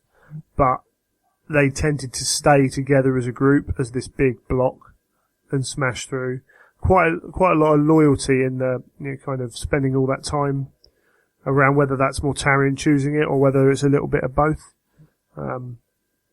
But 70 capsule vessels, 3 times that in small escorts and assault craft. Sizable fleet they had there. And previously they'd fought along the Sons of Horus in the build-up, and they'd been fighting in extreme conditions, so they'd probably just lost the load in that previous fight as well, whilst Horus was whispering in his ear the final times. Because they're really known for the chem, which we talked about the game, but it mentions in here like the chem weapons they're known for, so toxic gas, phosphex, which, yay, and rad shells too. Yeah, absolutely. Yeah, they're filled up on them, which is, again fits into this kind of any price paid for victory. That's very much their thoughts on that.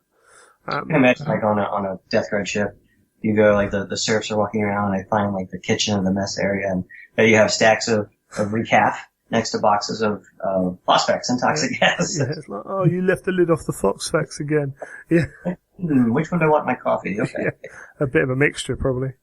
Yeah, and so at Isfahan 3, we had the 2nd, 5th, and 7th drop down with detachments of Fellblades and Siege Gear. So, as we said, these are mainly Terran troops, also some from Barbarous, and it's a little bit unsure as to whether it was a case of Mortarion picking the individuals like Horus did, or whether it was like, I've got to send down all my Terrans, and just so they don't get suspicious, I'll send down some Barbarous guys as well. That's left a little bit ambiguous as to which it was. Of course, we know that there were some Terrans left up on ships for whatever reasons. Well, someone's got to sweep, I guess. Yeah, true. And because of what we talked about the loyalty that they showed Mortarion, the fact that they always mainly fought as one big unit and stuff, this treachery, which we don't actually see much of. We get Garrow, is pretty much the only sign, the Death Guard sign of, like, oh, my Primarch turned. It's one guy, whereas a lot of the times we get a group for other Primarchs. So maybe it feels a bit different, but his betrayal was felt very heavily. You know, this is a legion that really did follow their Primarch in wherever. But their loyalty was scorned. But then they used that in the way that only Death Guard would and turned it into a burning hatred of their Primarch. I like this. It's a small irony. The very ideals installed by Mortarion allowed the betrayed troops to respond quickly to the events that occurred and to survive to be a major thorn in the side of the traitors. Yeah, he taught them this self-reliance, this adaptation, this ability to deal with anything. And on Isfahan 3, they made the traitors pay for it, which is pretty awesome. My response coming down. I think it's kind of a threat. Yeah, drink it in, boys. And there was quite a number of them as well, because of the nature of it being all the Terrans, which is quite cool. They do mention that in Galaxy of Flames now, so I'm thinking back to it. As you're going through the battle, the Death Guard don't go to ground as much, and I think actually at the end, right before Horus pulls off the planet, the Death Guard are like one of the last contingents left. And there's that main aspect which became the central focus of attack for the traitors, which is cool. Quite interesting. We only got one exemplary battle, the Conquest of Galaspar.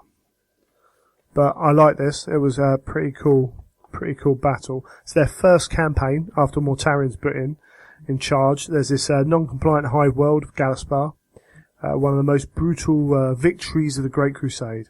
And it's I love the setting of these stories. We've got an empire consisting of 11 primary stars in a cluster proximity, Galaspar being the main stage hive world, population of about 30 billion souls. Billion. Yeah, that's the whole sector, I think. The surface of this world, it might not be, the surface of the world covered with colossal sealed urban hive arcologies, outside of which we had an arid, wind-seared rad waste, created by expansive population, industrial waste, etc., etc. So humans can't live outside. And this group called the Order have a tyrannical reign over this whole system, turning humans into labour units who were euthanized once they were no longer valuable. And they were also kept in check by a mixture of crushing oppression and forced chemical dependence. So, yeah, full on into the grim dark here. And the Imperial fleet turns up and just gets shot straight away. So they kind of back up. And they're like, we've got, the White Scars are nearby, but they're all embroiled in war. And someone else as well. The Crusade fleets are on Gorgov 5 as well. And the Imperials wanted to sit back and wait until everything was done and then come in and crush them all. But it was the Emperor himself who was like, petitioned by Mortarion to let him go. The Emperor did it. So maybe this was a little bit, I kind of see that Mortarion go, right, well, you got me. Let me go and sort this. I can't stand that. I want to go and kill them all. And the Emperor letting him off his leash a little bit, maybe just settling him into what he's going to do, showing him that this is why I wanted you alive, to go and do this kind of stuff. Yeah. This is the closest world, as far as distance from them, so you can just head right galactic south and I see maybe healing some of the wounds of their meeting, their agreement, but who knows? So yeah, Mortarion, in his typical way, was just like, nope, this isn't going to happen one more day. So they came like a black comet from the heavens, and like comets, they portended doom. They drove a wedge of engine-harnessed asteroids and suicide-locked fire ships in, absorbing all the shots as they're going in. Because these big, the big, slow-moving fortress ships defended the area. And in behind that came the fleet. And they ignored everything, which I love. They were like, those ships are really slow. We're just going for that one hive world. And they just piled in. And this whole thing got to Galaspar. The ablative spearheads, shot by macro shot and missiles from the planet itself, which only then causes the debris to fall down onto the planet, and blind them of what's to come, which is essentially the whole fleet allowing this one ship, the Fourth Horseman, commanded by Mortarion, to plunge down into the planet aimed at the hive, before the defenders could re-aim. And this ship, which is 3 kilometers long, slams on its arrest thrusters just before striking the structure, causing a hive quake, and the ship comes to rest in the hive and then launches its drop pods and assault ships into the wound created, whilst the main fleet just turns tail and gets out of there. Just like drops off its one little seed into the planet with 11,000 Marines on it. And the primary hive fell in one night and a day, as the Death Guard killed every man or woman who bore weapons against them in a relentless, steady push through the hive. So grim. The Order troops, they weren't used to something causing terror in them. They were used to the ones giving fear and forcing obedience. But they couldn't cope with the pace and power of the Death Guard. The generals just threw more of these drug-addled slave soldiers into the grinder, hoping maybe they'd clog up this machinery of death. But the Death Guard held their choke points, slaughtered these forts in there, tore apart readouts, just absolutely walked through hails of, stubber and las shot off their armour, and they just rinse and repeat. They basically, farmed their way through, didn't they? They grinded their way through this whole hive.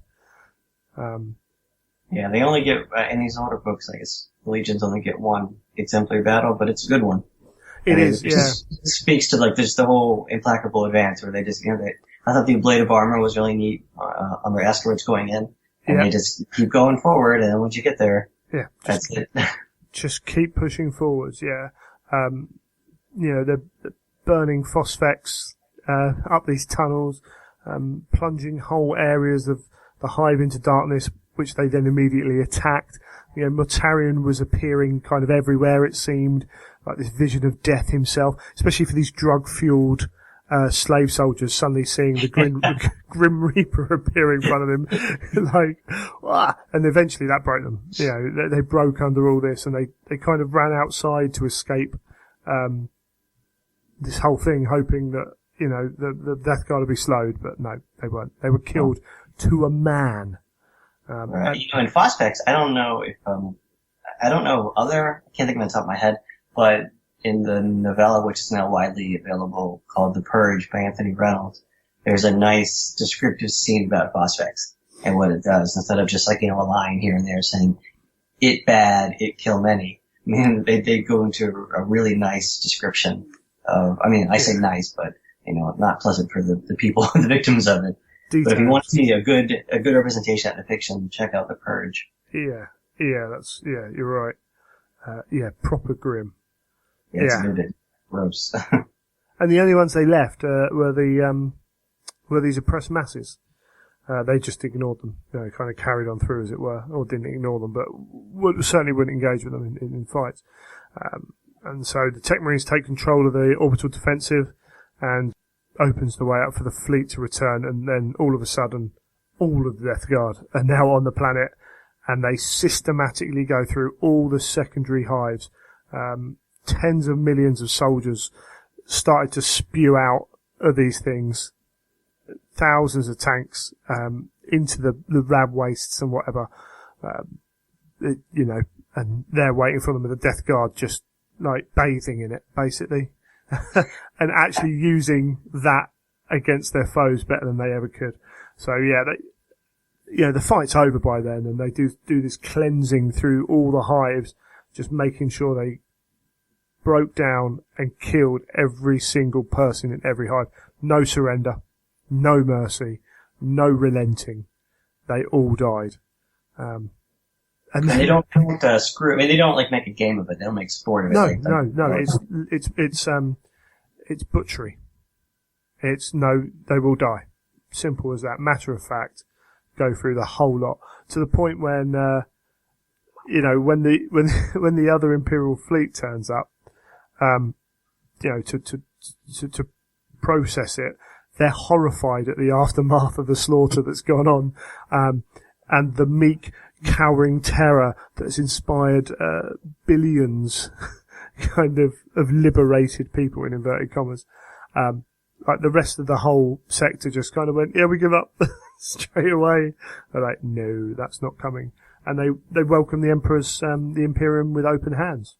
The really nice little, point at the end though, where the administratum came in and they're sorting everything out, and it's like, okay, cool, we want you to do this. And they can get them to do anything except disobey Mortarion's last order of tallying the dead. It's like, yeah, they say tally, which is again nice little another link in. But again, we've got a populace that were like, yeah, we'll do anything. That man told us, that big guy told us to tally the dead. Oh, we're not disobeying him because we're doing it. But yeah, brilliant. 100 billion lives delivered. Yes, 30 billion on that one planet. 100 billion lives delivered into the Imperium's gaze. Start your own conversation about whether they've given up a tyranny to accept another tyranny or not. Probably, but at least this one might be slightly kinder to them. Who knows? But yeah, that's the main bulk of them pre-Isfan. I think what we should do here is take a break, come back, and then we'll talk about the rules and the novels that you can read up more about the Death Guard in. So we'll be back after this little bit of music.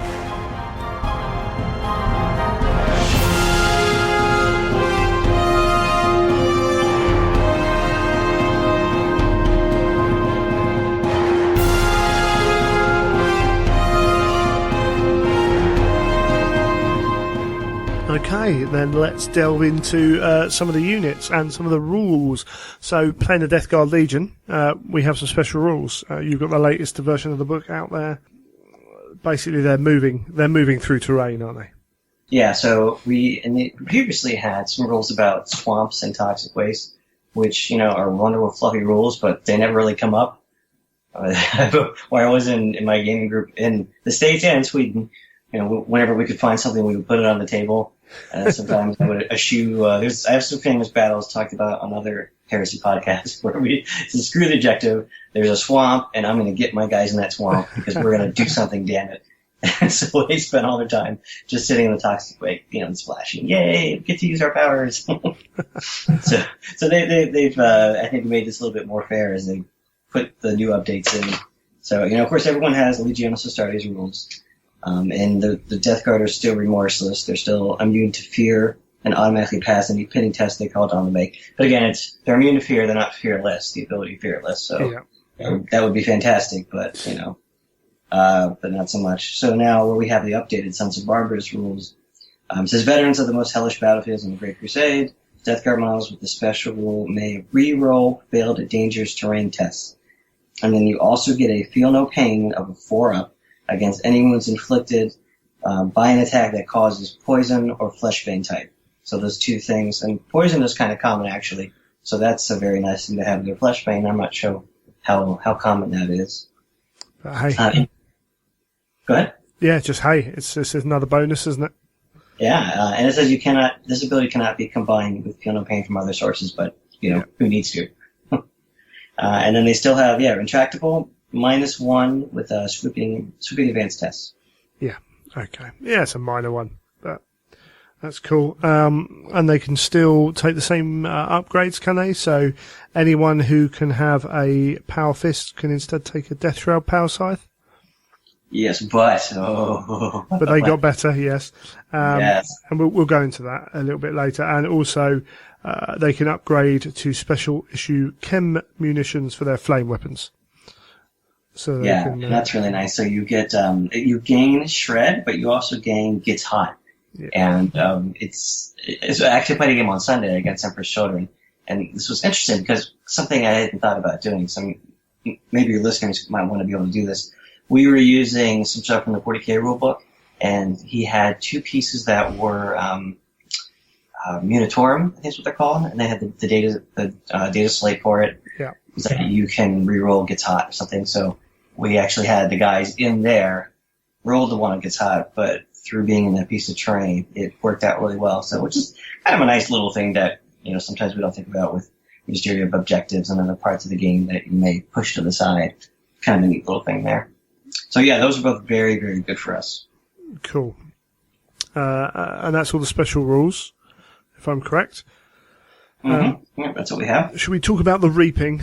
We haven't got book 6 open for us, but frankly, as far as I can tell, it's the Reaping is the true Death Guard rite of war, isn't it? Yeah, I think unless you're using Pride of the Legion whether that's for model counts or just because of aesthetics. Your show and other shows you talked about a Pride of Legion if you're slow when you're building on a budget or you're getting less model count Terminators. That works out really well for that. Although some of ours have Implacable Advance. But the Reaping is where it's at. And I'll just give you what it says for the effects. Death Guard, Legion, Veteran Tactical Squads, and Legion Heavy Support Squads may be taken as non-compulsory troop choices using this rite of war. So that's really big right there. Yeah. Then we are, of course, Implacable. All units in a detachment using this rite of war gain the Move Through Cover special rule. That is awesome, especially when you roll like I do. And the third one we get is Dark Arsenal. Any independent character chosen as a part of a primary detachment using this rite of war, that's also Legiones Astartes Death Guard, may be given rad grenades for 10 points each. Yeah, that's cool. So the first one means you can fill out your troop choices. The first one of those rules. So you're using your heavy supports, what else was it again? Veteran tactical and heavy supports. Yeah.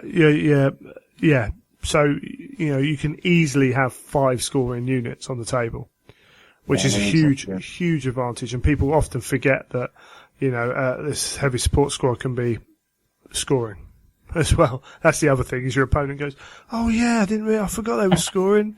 And then all of a sudden they've got to deal with them as well. Really cool. The Move Through Cover actually annoys me a little bit, and it's completely Death Guardian in its what it means. They just plow on through. In a lot of my experiences, it means that this I suppose maybe it's more my perception of the Death Guard, particularly when we get to Matarian, how he's portrayed in one certain book, being described as the Rock to the whirlwind of another Primarch. Is my impression is not necessarily of them being ultra quick, but we have talked about them pushing through all the time. But I sometimes look at the Death Guard and I'm like, they're quicker than any other Legion because they're not slowed by any terrain. Well, let me ask you though. So I haven't had a problem with that in the events I played in, but you happened to run an event. I think you've had 2 of them at least. And so, what did you see from your experience as a TO in that? Rules-wise, I don't really mind. And I don't think many people have a major issue. There are certain, there are downsides to the Reaping. There are certain things that can't be done. The big thing is that they can't run, right? Is that right? Yeah, I guess there's limitations. There's 3 of those as well. Yeah. So models units taken as part of a detachment using the Reaping may not run or flat out move. but we don't really do that a lot anyway with Terminators. Yeah. And then number 2 is detachments. Using this right of war may not deploy models that use deep strike rule, and units which must deploy by this method therefore cannot be done as part of the detachment. So just as the one thing that's come up is if you roll the warlord traits and the one that lets you deep strike a unit, you can't. It doesn't override this, so you still can't. No, that's correct. Can't use that. And then the third one is detachments using this right of war may only take a single fast attack choice on their force organization chart. No, not a problem if you play a foot sluggy. Yeah, I mean the whole point of the reaping is it's real Death Guardian in that you're not a quick army, right? So you're not using your fast attack, you're not running, you are ploughing through, as it were. However, and I've seen it affect games. I've seen people lose games because they can't run in the last turn to claim an objective, and it does happen. And then your army feels slow. However, a lot of the time, I don't see people running with their Marines. I see them moving forwards and shooting.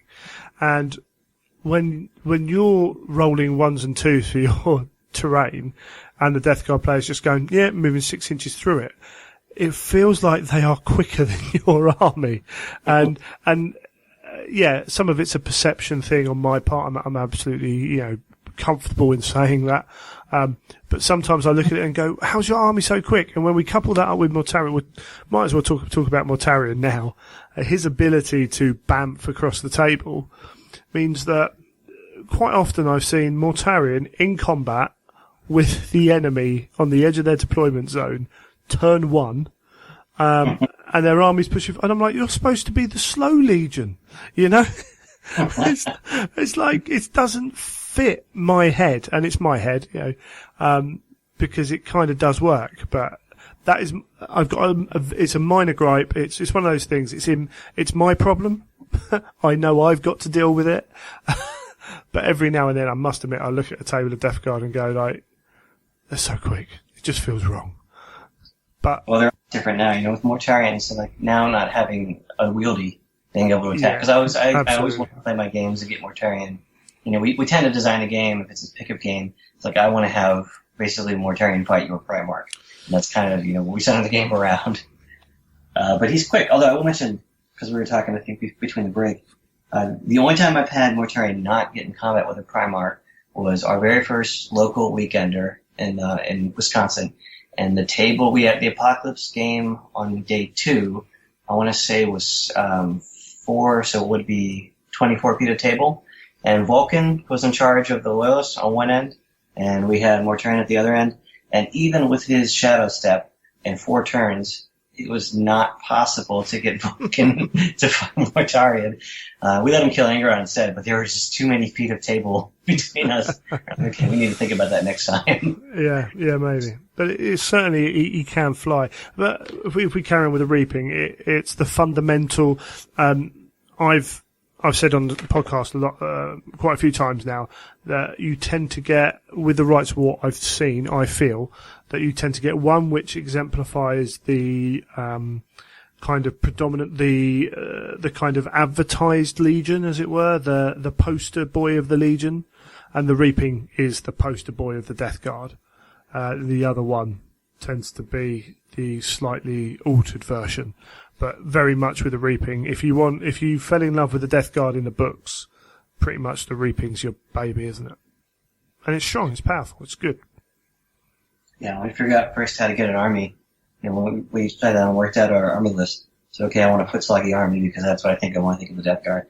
I've heard many people on podcast and in person and on Facebook pages talk about that all over the place. So it lines up very nicely with the club. And it suggests the writers did their job very well.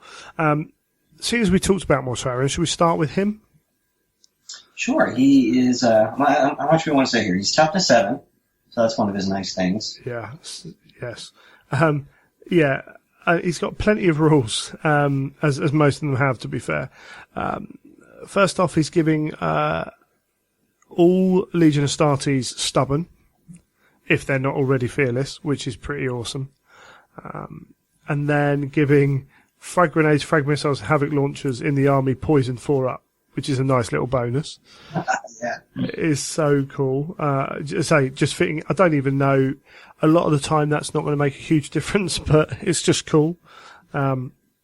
The stubborn is brilliant when you want to tie up an enemy Primarch or something. It just becomes amazing. Shadow of the Reaper then. So he's terrifying. Leadership tests against fear caused by him are at -1. Pretty much some exceptions on that. Redeployment special. The special redeployment may be anywhere within 10 inches of the starting position as long as there is space for his model, which is not bad. So it's a successful leadership test, isn't this shadow move, this BAMF? Yeah, as long as he's not in a transport or locked in combat. In my so if I'm the Death Guard player, my shooting phase, instead of making a run or shooting attack, I just have to make a leadership test, leadership 10, and then you can redeploy anywhere within 10 inches, but not within 3 inches of an enemy model. So if you have your Age of Sigmar combat gauge, then you can put that to use right there. Absolutely. And he can also go through impassable terrain, but he can't be placed in them. But he can go through them. Yeah, so you're essentially ethereal, and he's the whole Grim Reaper thing. It's stepping out of a shadow when you don't see him there. So it's a fluffy rule that's also very, very good. And then he can assault normally. So a tactic off scene is a Spartan moves up, drops him off. He then flies 10 inches across the board and then charges. And then all of a sudden he's in your lines in combat, so you can't shoot him, and he's just waiting for his troops to finally arrive. Seen that happen so many times. So he can move, say he's in the Spartan goes 6, he gets out 6 of that, and he goes 10, so you're up to 22, and then he charges, you can go 12, so you're up to 34, potentially. Yeah. And being toughness 7 means that it's that much harder to kind of get a bead on him when he's in your deployment zone. It's cool. It's part of his shtick, but sometimes again, it feeds into that. Wow, this legion's really quick, and I always forget that he can do it, and then I'm like, I've got to set up how far away from that Spartan, So that's always a key one to remember. That he's pricey, but I think the 425 is fair for him. Yeah, absolutely. He may reroll failed toughness tests and it will not die rolls. So he's toughness 7 with 7 wounds. So he is hard to put down. Passes dangerous terrain, and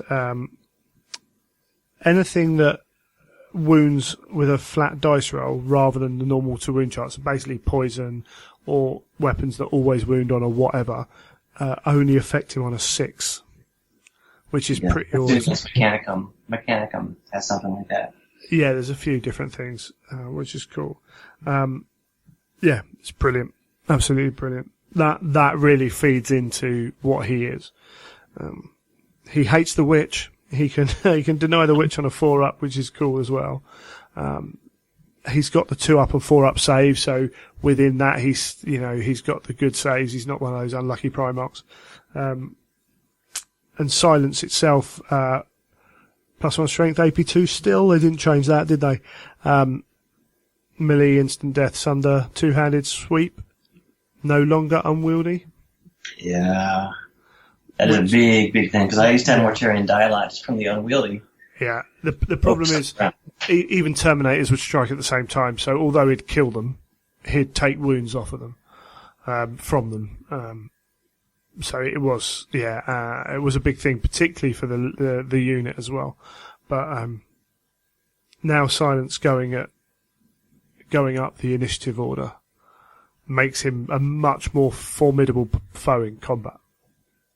Yeah, no, so this happens with Death Shroud too, but having the power size now, instead of unwieldy, to go at -1 initiative, and you don't get to do the Thresher attack, which is very, very, very rare to actually have happen in the games. But instead of being able to swing at everybody in base to base, if you have more than one model in base to base, and you just get +1 attack flat out. Which is, that's still pretty nice. Yeah, absolutely. Definitely. That would be 6. 6 swings at you of death. Yeah, he's a bad man. He's a bad man. He also has his gun, the Lantern. So it's a Strength 8, AP2, Assault 1 Sunder weapon. So he can also hurt vehicles. which is reroll skill armor pen. It's pretty good. And he carries unlimited Phosphex bombs. And he can throw them as a shooting attack with a range of 12, which isn't bad either. It's just Yeah. kind of like a tin of mints, you know. Yeah. Just stops into the battle, like pops one. One for me, one for my enemy. Yeah, 425 points. I'd say he's worth it. He's expensive, but I think he is worth it. Just the speed at which he can get to, to deal with a specific target that you need to deal with can be huge. Absolutely huge. I guess a lot of players in Heresy tend, if they're going to bring a Primarch, you kind of build your army around that. Yeah, you do. And a lot of people play Heresy to play Primarchs as well. No, I like Mortarion a lot. I'd definitely be tempted to run about with him. I suppose it depends how much you like Typhon, whether you take him or not. Should we go into the units? Sure, yeah. The thing about Typhon is, he's got the bombardment, but Typhon is, as a level 1 psyker, you can only use him if Mortarion's not on the field. Yeah, so that's what I mean. There's 2 more guys we can kind of skip, and then you have 2 special units. So the Grave Warden is first, and they are much better now. They're beautiful models, but as before they used to have to roll a toughness test, and anyone used to got armor saves, I believe, so it ended up being not too much effective. But now you have these assault grenade launchers with toxin is 18 inches. AP4, it's assault 2 blast, small blast of 3 inches. It's poison 3+, and no cover saves. That's quite a difference from what it was before. They are huge. I got bombarded by a unit of these guys and just took models off. They can actually put out a lot of pain. A lot of pain. Children with them on Sunday. Yeah, they surprised me when they kind of was like, okay, so what do these guys do now? Bang, that unit's dead. Wow. Wow. How many points are they? They are 200 points, and you get up to 5 more. So it's 200 for 5. Couple of wounds each. Up to 5 more for 35 each. Yeah, again, I mean, it's one of those things where you're creating big units, and there are ways to deal with big, expensive units. But if you can't deal with them easily, they can cause havoc. They really can.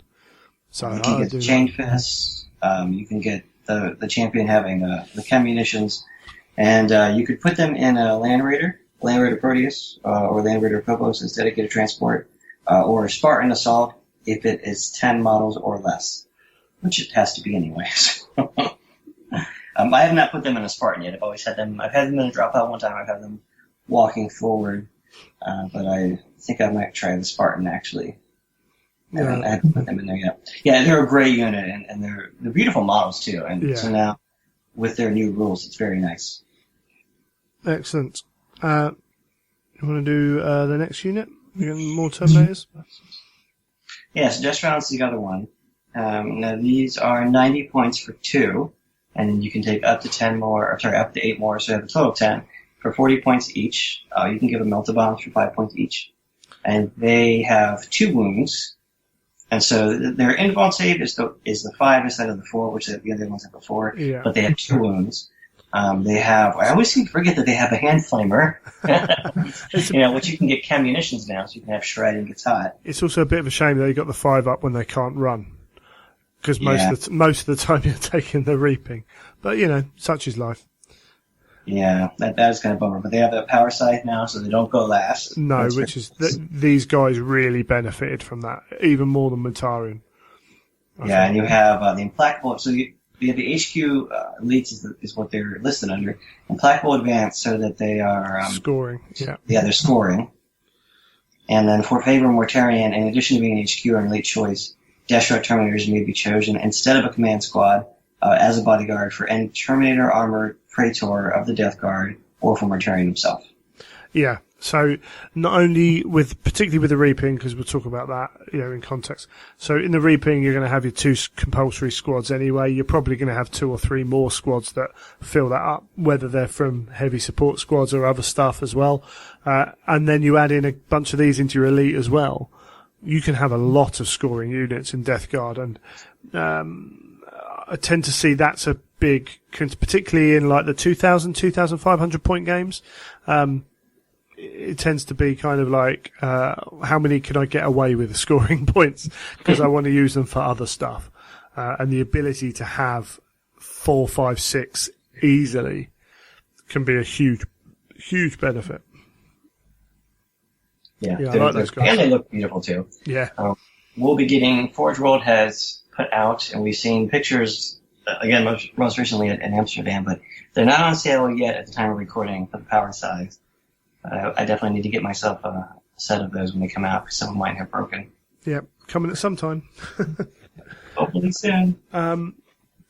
Yeah, so we as we said Typhon. Typhon's pretty cool, isn't he? We got any other units? I'm trying to think now. Not unit specifically. No. There's 2 characters which I've never actually seen them used. Skip over them. We've got Typhon, as we said. He can be a psyker, but only when Mortarion's not there to slap his wrists.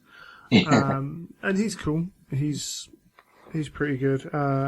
What's he armed with at that time? You got the Typhon rules in front of you. I do. He has. He has a Cataphractic Terminator. He has a Power Scythe, Handful with Chem Munitions, Grenade Harness, Nuncio Box, and Rad Grenades. Yeah, because he can call down this Chem Bombardment, which is just brutal.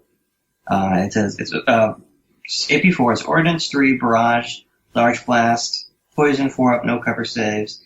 And it says, note if this attack scatters, it will always scatter the full 2d6. You don't take away his ballistic skill, Sure. which is a 5.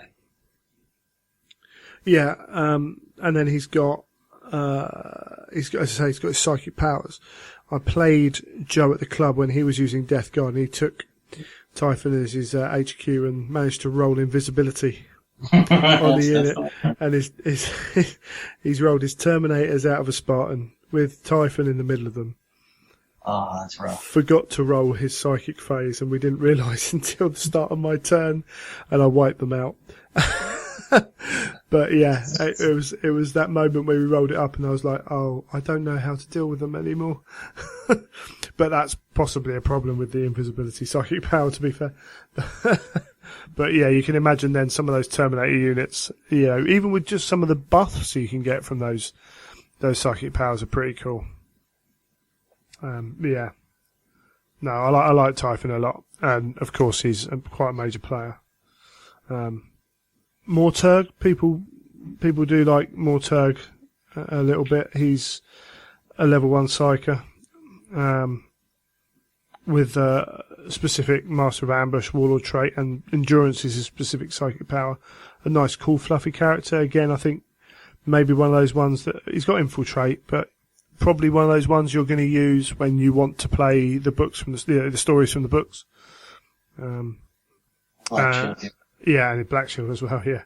And Rusk is similar as well. I mean, he's quite a bad guy. He's got a Tank Hunter and Wrecker on all of his attacks, and also confers these rules to the heavy weapon shooting attacks of any infantry unit he joins. With his Artificer Hammer, Thunder Hammer, 1 Phosphex Bomb.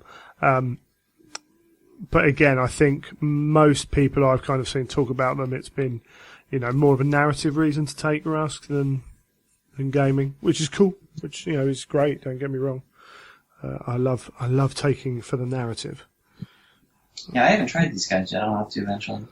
Yeah, I think I haven't got the Space Wolves out yet, and although I'm playing Mechanicum, I don't feel the same affinity for Mechanicum as I do for Space Wolves. But it'll be one of those things where it's like, got to try everything in the book. It's understandable. It's what you've got to do with the Legion. So yeah, I think Death Guard worked pretty well on the table. We've seen they're popular. I think around the world, Death Guard, Nurgle's always been popular as a modeller's choice, painter's choice anyway. I think some of that has then become an affinity for the Death Guard in itself. And Death Guard, been popular. The paint scheme is, as you said, that dirty white, and then chipping and whatever can be done fairly simply. I know Rudgy was showing me, trying to show me, oh yeah, you can do loads of this stuff, do this, and it was all on his Death Guard, which, many of the new things you see in Death Guard colours on Forge World's website are generally Rudgy's. So things like when the Leviathan appeared for the first time, that was his paint scheme. You know, after our game with him, I went back and I started stripping some of the Death Guard. Like, you look like trash next to Rudgy's stuff. I must clean you. Yeah, he's one of those that kind of paints to that level fairly blooming quickly. And it's all kind of, he goes, oh yeah, it's simple. And it's like, yeah, it is simple, but I'm still not very good at it. Yeah, so it's interesting. The Forge World recipe that's up on their website, they have the original 4 legions from the first book. Yeah. I've seen variations of that. One of the resources you can go to is there's a group on Facebook called 30K Death Guard, and it says parentheses the original. So I guess there's another one at some point. And they're really good up there. You can see a wide variety of paints. People that do the weathering, don't do the weathering, different types of green. If they want to add some very bright, I guess sludgy type stuff, you can say. There's just such a variety up there, and it's really nice to see. And even in the color plates that are in the book too are really nice. That you can just do the Death Guard white, whatever, however you get that combination, and then they have like the green lines down. So it's not as hard to do, but it has a really good aesthetic effect to it. Yeah, that's cool. And it seems to be well accepted. I mean, as I say, a lot of people end up copying Rudgy's paint scheme where it's not quite the Forge World paint scheme. But, just as long as you're happy with what you're painting, it doesn't really matter, does it? At the end of the day. I've been a champion of alternative colour schemes as well for quite a while, but Death Guard are one of those legions where you might have less of that because they just don't care. It's like, nope, we're marching forwards. Why would we do anything to our armour? It's white and green. It's what it is. But yeah, no, it's really cool. And they're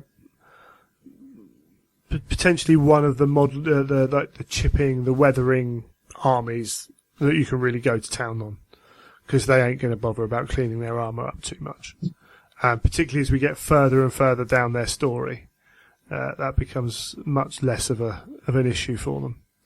Bless them. Well, I have to, like what they say in the book that we went through, if I want a sergeant, I need a character, I want to mark him, not with any type of emblem, but instead that he has more damage on him. Yeah. More scars. Yeah, you could almost do that, couldn't you? It's really cool. So if we were looking at Death Guard, I mean, they have appeared in the other books as well, because of course most of that was taken from their book 1. That's the one. But they play a key part as fans, so they're in through that whole section, and appearances later on. But their first real big narrative piece is probably Flight of the Eisenstein. They do appear through, as you say, Galaxy in Flames, but Flight's where they get their standout moment, isn't it? Yeah, part 1 of that, it's just the battle before Ispan, so they fight the Psychic Race, and they work with the Sisters of Silence too. So you get to learn a lot about the fluff of them and how they treat, there's characters, a Huskarl, and you learn, what's supposed to happen if you were a failed aspirant of the Legion. Yeah. And get straight over O'Gara, like you said, and the Terran versus the Barbaran sides. There's a lot, I think, that's loaded into that book. Yeah, there is, because also after that initial battle, you get the pacification of Isfan, where Garrow gets injured and sees the battle with the War Singers and all that jazz, and yeah, it feeds more and more into the kind of really setting up the Legion, and then that whole journey back to Terra is just resistance. It's just pure and utter. Everything we've talked about, relentless kind of, it's not necessarily an advance, but, Garrow's got a job to do. He's going to do it, and he's just going to keep doing it. Yeah, it's an unpleasant trip. No, absolutely fantastic. And then trying to think of when we next saw them, which would probably be Scar. Would be. I have a list here if you'd like. Oh, go for it. Who's next on the list? We got all the. Should we get all the Garrow? So we got all the Garrow audio. All the Garrow stuff, yeah. And there's one that's an audio. Well, they're all audios, but there's one that's an audio called Ashes of Fealty, which I won't tell you what happens in it. But it involves another character and a look at trying to deal with a problem that maybe isn't so easy to solve. Sure, yeah. Garrow has his own thing, even though he's no longer a Death Guard. But go for it. What's next? I don't know if these are in the right order, but there was a story called Distant Echoes of All Night by Rob Sanders. Right, yeah. Recently we had Chris Wright's Black Shields. Yes, which involves a certain character. See, I think I can do the rest of these in the story. So Thousand Suns, I only mentioned earlier just for the actual Council of Nicaea part, for more talking, and that's not really featuring the Legion. You have Scars. Won't go into Scars, unfortunately. But it's a nice... Scars is the start of a journey for Mortarion. And it's a very interesting journey in Mortarion's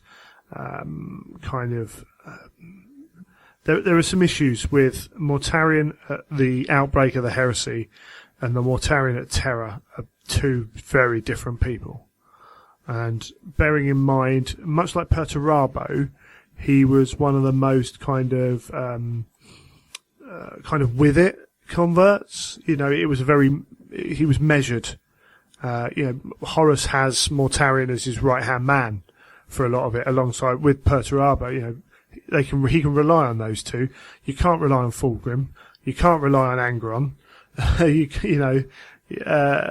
can't rely on the Alpha Legion, period.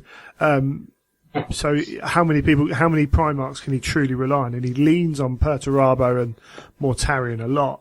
But as I said, Mortarion at the start of the heresy to the gates of Terra goes on a journey, and it's poignant in how polar he is, kind of as he goes through. So it's actually I think it was quite a difficult story to tell, and it starts in Scars, it carries on with Demonology, and it's carried on with Path to Heaven, and we're going to get that, the kind of accumulation of that decision at some point down the line. And Demonology takes a very good step in explaining how the journey starts, and I thought Path to Heaven was brilliant in carrying it on, because when Horus fell, a lot of people feel that fall could have been handled better.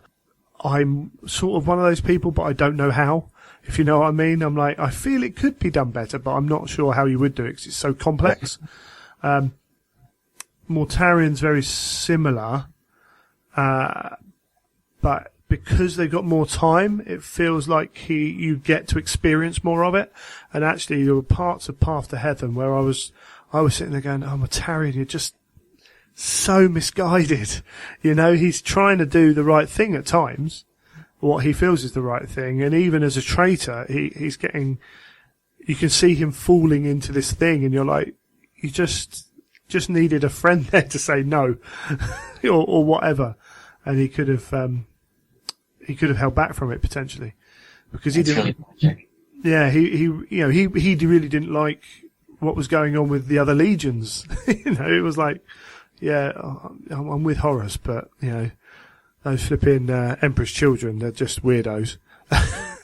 It's really neat to see Mortarion in flashbacks in some of these stories, whether it's at Terra with the Sigillite, or if it's at a major thing like the Triumph of Molinor, or at the Nicaea. Yeah, I think the story, because the old canon is he makes this decision on the way to Terra with not much of a choice really, and I think that book that's the book where we're gonna get to see more of Mortarion's, what's going on in that head of his than else, and it'll probably be Chris that writes it, I should think, and it will be amazing because it's Chris Wright. He doesn't miss many steps, and I can't wait to see, because he's handled it really well, and particularly Path to Heaven. It was like you can see in that there are stones being laid for future stories. So, yeah, when I had him on for Path to Heaven, we interviewed him, we talked about that. It's just I really feel like he's poised to do whatever that book is going to be, and obviously he can't say anything, but I'm pretty sure that's what's going to happen. No pressure. Yeah, but really cool. Vengeful Spirit plays a big part, and that's a very different Mortarion than we see in Scars, and he's already started a journey in that. So you do get, and because of times, I think part of the problem is release schedule, and some people are like, well, Vengeful Spirit came out and then we went back to do this, and it doesn't make sense. But it kind of does, because you can work it out. I think sometimes people just respond, and if you sit back and just take a second, actually, it makes perfect sense. You don't need someone to explain it to you. It's all the clues are there. But yeah. The internet, what? The internet respond. Yeah, absolutely. Vengeful Spirit is a great one as well, and that really shows where he's Horus's guy. He relies on him in Vengeful Spirit a lot. I think it's what we have for the Heresy, but then Laurie Golding has an audio, Mortarion's Heart. Yeah, there's a couple. I mean, there's a couple more mentions and little bits in various bits of small stuff, but there's no major things. Mortarion's Heart is a 40k novel. It's audio. It's about the Grey Knights, but obviously features Mortarion or his heart. And of course, talk about stories receiving reactions online. But it kind of makes sense and has some real interesting tiebacks to the Heresy. And there's more and more of that happening. I don't know, did you read the Keeler image? The short that came out the other week? I haven't read it yet. Yeah, that is so tenuous in its links in that it's literally like, oh, here's something by Ephrata Keeler, but there is one or two lines that really look back in and show what that does is show you a 40k perspective of what happened at various points in the Heresy, or at one point, which is quite interesting. But Mortarion's Heart is quite an interesting one for that. And we're going to get more. I mean, there's some Nurgle bits in Meduson, and of course you've got all the Heresy books, the Forge World Heresy books as well. But there's loads of cool stuff.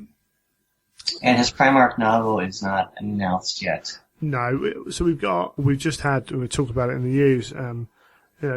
Russ is almost out. What's his name? Magnus is January. So that's 3. So we're going to have 15 more to do over the next 3 and a bit years. So they'll get there. I think he's down the line a little bit. We know Logar and I can't remember the other one.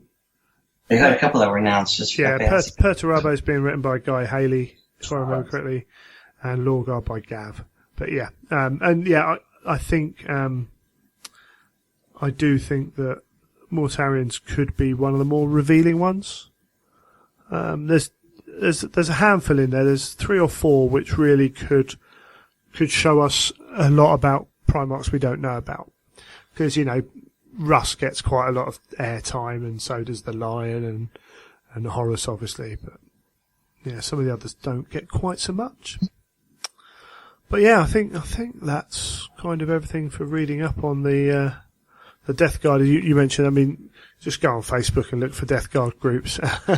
You'll soon find who to follow, who does them all. On the Heresy forum, there's a link for each legion that you can go take a look to. Yeah, it's quite a good resource. And as I say, go to events, because you're always going to see it's almost always one of the more popular legions that I see at events and around in general. There's a lot of love for the Death Guard. They've been one of the mainstay traitor legions, naturally, because of their link with Nurgle, and I say a lot of modelers do. Do you think that there's a specific mark that works? Like I did mine in Mark III, because I liked the look of it, and I thought it would match well for the Death Guard. But I think you could do anything. Do you think that there's just maybe your own preferences? A preferred mark? I'm like the worst person for this conversation, because I'm like, any. Maybe. I suppose the kind of the poster boy Death Guard, you'd probably be looking at Mark III, maybe Mark II, but they just as long as it works, they don't care, do they? It's like I've got this new business. Does it work? Yeah, brilliant. I'll wear it. Simple as that. Will this help me do the job that I've got to do? Yes or no? Yes, it will. Is it better than my old stuff? Yes. Okay, I'll put it on. Well, no, it's going to do that. Well, no, don't bother with it. So they just don't care. Practical. I think in the end of, it's on my list, but I forgot to say, in the book Deathfire, they are, again, the Death Guard are sort of the bad guys, these dogged bad guys, and I'm pretty sure that there is ones that are not Terminators, that there is a Mark V or some kind of cobble, Mark V being the cobbled together of everything. And I think that there's some reference to damage armor and wearing. Yeah, actually, in fact, in bearing in mind we talked about their propensity to just push forwards and just carry on constantly. Yeah, they'll go and pick up a bit of armour from a set of Mark II. If their pauldron's damaged, they'll just grab a Mark III, put that on. Cool, yeah, so Mark V actually probably works best in a weird way, because it's like, they're just practical. They've got no concerns over what it looks like. They just, spray it up white or whatever, sorted. Just as long as it gets the job done. That's all they care about. Killing people. That's right. Implacable Advance. Yeah. It's a great Legion. I recommend playing them. They're a lot of fun. Yeah, as I say, I'm one of those weird people. Never been a massive Nurgle fan. And they've never really kind of appealed to me. But I do love the stoic. I suppose as a traitor Legion, I'm not a fan of the stoicism. But as that loyalist who's been burned, like Garrow is, that's when I really dig into it. I'm like, he is the straight arrow. He is the kind of the steadying presence as everything's going on around him, and he just will not give in. So I like that as a loyalist, but not so much as a traitor. That's right, and he isn't ugly. Look at any of the art for him. I mean, Space Marines, they say they're beautiful. They have a different, gauge for that in what's beauty in the world of Games Workshop IP. Yeah. Garrow, pretty much across the board, is just, I don't know if, I haven't asked Neil. I have to ask him next time I see him about when he draws Garrow. Like, do you go out of your way to make this guy really ugly? Are you making fun of a neighbor or something when you draw this guy? Well, yeah, I mean, he's a veteran. We're talking about a Terran who's been alive and fighting a very long time. He's picked up scars. And again, we've seen that during the Great Crusade they could regrow limbs, they could do all kinds of stuff, but is a Death Guard gonna go in there and be like, oh yeah, actually I'd prefer to have a new thing? Or, no, just shut up and accept this. Yeah. Right. Yeah, you got a huge great big scar running down your head. Is it affecting your vision? No. Carry on. That's the attitude, isn't it? So, yeah, it's cool. Very cool. And he is quite old, grizzled old Garrow. Bless him. He's been fighting a long time. And he gets nice shiny Mark 6 armor as well. That's true, yeah. And his story's not done yet. No, we didn't even talk about him in the rules, but I suppose he comes under a different faction, really. But maybe we'll have to do that at some point. Yeah. Brilliant stuff. I think we've reached the end. Okay. I think we can call that another Sons of Heresy done. The Implacable Advance. Well, thanks for having me on to talk about it. No, thanks for coming on. Hopefully you were able to provide all that information that I couldn't in playing the Legion. And let us know what you think, guys. You think we missed something out? You think that we've blatantly kind of overridden certain parts of what makes the Death Guard, then let us know. Thank you, Kenny. Yeah, thanks for having me on. Cheers. I look forward to your next Sons of Heresy. Oh, don't. Yeah. You're gonna pick a loyalist now? You're gonna traitor, loyalist, traitor? A lot of it comes down to who's available and who can talk about a Legion. But we'll see. Excellent. Take care.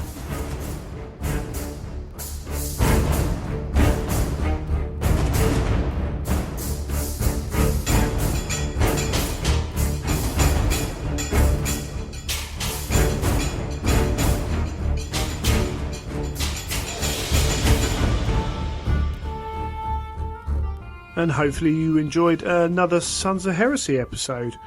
Neil's back to help close out the show. We've got a couple of things to go through. First off, you got asked a question, Neil, that you wanted to answer. I got asked a question on the Twitters, and I will read it for you now while host looks up stuff on the internet. You mean it's not ready? It's ready now. So this was Creepin' Duff. Oh yeah, and great name. And he basically said, "Hey Neil, when you paint in sub-assemblies, how do you glue them back together without getting glue everywhere? Topic for the show?" ? So I don't think it's quite a topic, but it's definitely probably a question worth answering.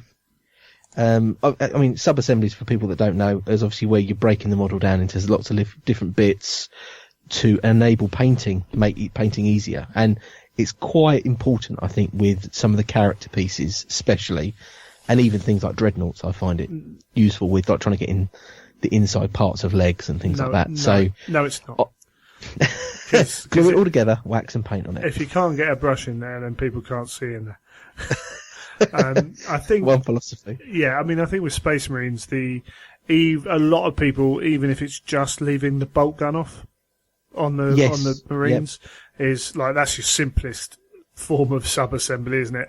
As you say, up to complicated characters who've got a lot of deep recesses or covered bits.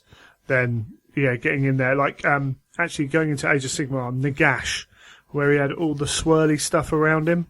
Yes, meant there was so much going on there that you had to separate it out. Yeah, and I think with the Forge World models, especially, the way they're cast with the whales, I've seen a lot of people paint them directly on the whales and use those as a way of holding the model and then clipping those off and sticking things together. Because often you find though the whale, where the whale connects to the model, is usually a part that's hidden or goes on the base or something along those lines. So that I've seen lots of people do that, and I know some painters sort of turn their nose up at it and say the paint could end up chipping off and all this sort of stuff. But it's probably a good way to start because that's giving you a good sub-assembly that you don't need to do too much with. Where you say wells, I would say gate. Gate, yes. Just for other people, just to make sure they're aware of what you're saying. So where they're still attached to the sprue. Yeah. Yes, the big lumpy bit that everyone cuts off and thinks, I have no use for this, and throws it in the bin. Or have I cut too far up it and cut the peg off? Yes. That's the other one. Yeah. Yeah. So I've painted my Primarch character piece in 3 or 4 sub-assemblies. Yep. What is the best way of putting them together? Well, one of the tips I would usually say is I usually pin most of my models together, and usually not necessarily because it needs a pin for strength, but I'll use the pin to enable me to have it on a cork or something along those lines for the sub-assembly. So usually when I'm preparing the model, I would have pre-drilled a hole and I've got this pin brass rod going into it, but I would usually, before I even glued that brass rod on, I'd be offering it all the pieces up to make sure they all fit nice and tightly, but I would then pre-drill where that rod needs to go into. So I'm sort of preparing it so that once the point comes where everything's painted, it's a simple case of clip the pin back and then put some glue on the pin and then slot it into place. That's generally how I do it, to try and minimise glue going everywhere, or having to sit there and try and get bits to hold and them not sticking particularly well. Sure. What glue do you use? Well, I just use the standard GW super glue. Whoa. Right. I know. Shock horror. Okay, so you don't mind a squeezy pot, as it were, a tube? No, I've used all sorts of super glue. I find that in some ways that I know a lot of people don't like the Citadel super glue because they find it's a bit brittle, it breaks off very easily, it doesn't hold very well. But in some ways, I quite like that because often I'll stick something on for a sub-assembly, then think, actually, no, I want to break that bit off or reposition it. And it means that with a bit of force, it will come apart. Whereas some super glues, once they set, that is it, you've got to hacksaw the thing apart. Yeah, I know a favourite thing for some of the older commission painters was to get super glue and activator and just bish bash bosh, which can create a quick but brittle kind of bond. Yes. I actually prefer the brush-on glues. Oh, right, yeah. Yeah, I tend to find that maybe I'm just a bit ham-fisted, but tend to find that you're getting no glue out, and maybe it's where I don't. Do you clean around the nozzle much, or do you just? Yeah, pretty much. I mean, I've got the thick and the thin super glue, so Sure. It depends what one I'm using. The thin one's usually got a brush on it anyway. Yeah. Which is probably what I use for most fine bits. Right. Yeah, I tend to find with the tubes they end up like after a while getting cracked and whatever, and then nothing's coming out, and then everything comes out, and then suddenly there's super glue everywhere, and you're worried more about your fingers than you are the model. That's true. And so you get all that. But I know I see GW have gone to the multiple smaller tubes now, so if one is really bad, you just throw it away. True. I mean, there was a tip that I noticed, and this was at a Warhammer Fest, and they mentioned that actually applying glue straight from the bottle to your model is a really bad idea. And the way that Darren Latham showed doing it was he basically had a bit of card or a bit of whatever on a pallet.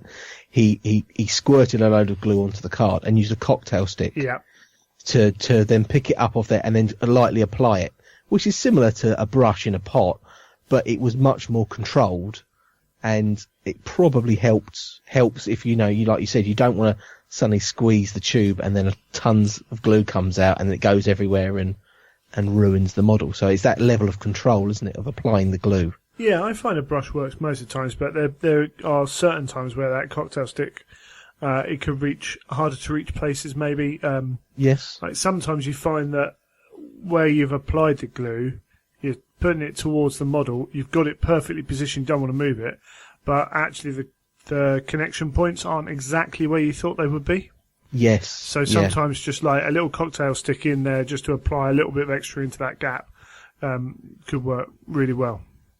And I often, as well, which is probably something similar, if I'm applying a glue to a fine area, I often apply the glue, then dab it off with a piece of tissue. So if you get a big, sometimes you apply the glue and you get a bit of a pool or a bit of a puddle of glue. Yeah. And it maybe is a bit too much for the area that it's going to contact, and you get that overspill. Always have a bit of tissue next to where I'm painting or gluing, and I'll just dab away the glue with a bit of tissue and then stick it so that there's not an overly large amount of glue in any one contact area. Yeah, as much of the time it's not for that overspill. It's for super glue sets best when it's got moisture. And when there's not too much of it, like more of it, the longer it will take to set, which isn't as big an issue with resin as it used to be with, we were talking before recording this about metal. You used to have, things like the Screaming Skull Catapult was notorious. Just the old dreadnoughts. You'd sit there for 5 minutes pressing this thing together, and then it's more stuck to your thumb by that little bit of glue you got on your thumb than it is by the heavy weight you've got of glue in the actual joint you want to glue. But the other technique is to wet the other side of what you're gluing. Yes. So just even if it's licking a finger and rubbing it on there, or licking the model, make sure you always lick the bit without the glue on. Have seen that happen many times. And you have to be careful with super glue as well with the furring and the mist that can come out from it sometimes. If you've got a bit of overspill, or it's a bad contact as well, isn't it? Sometimes you get that sort of white powdery effect. Yeah. That comes out. So I mean, super glue has its own issues. Araldite's probably not a bad way forward as well, because that sets a lot slower, doesn't it? And it's a bit more. It's good for vehicles and things because it's got a nice strong rubbery sort of bond. It's quite heavy duty. I tend to just use a Loctite. I say with the old metal models, I used to use a gel Loctite.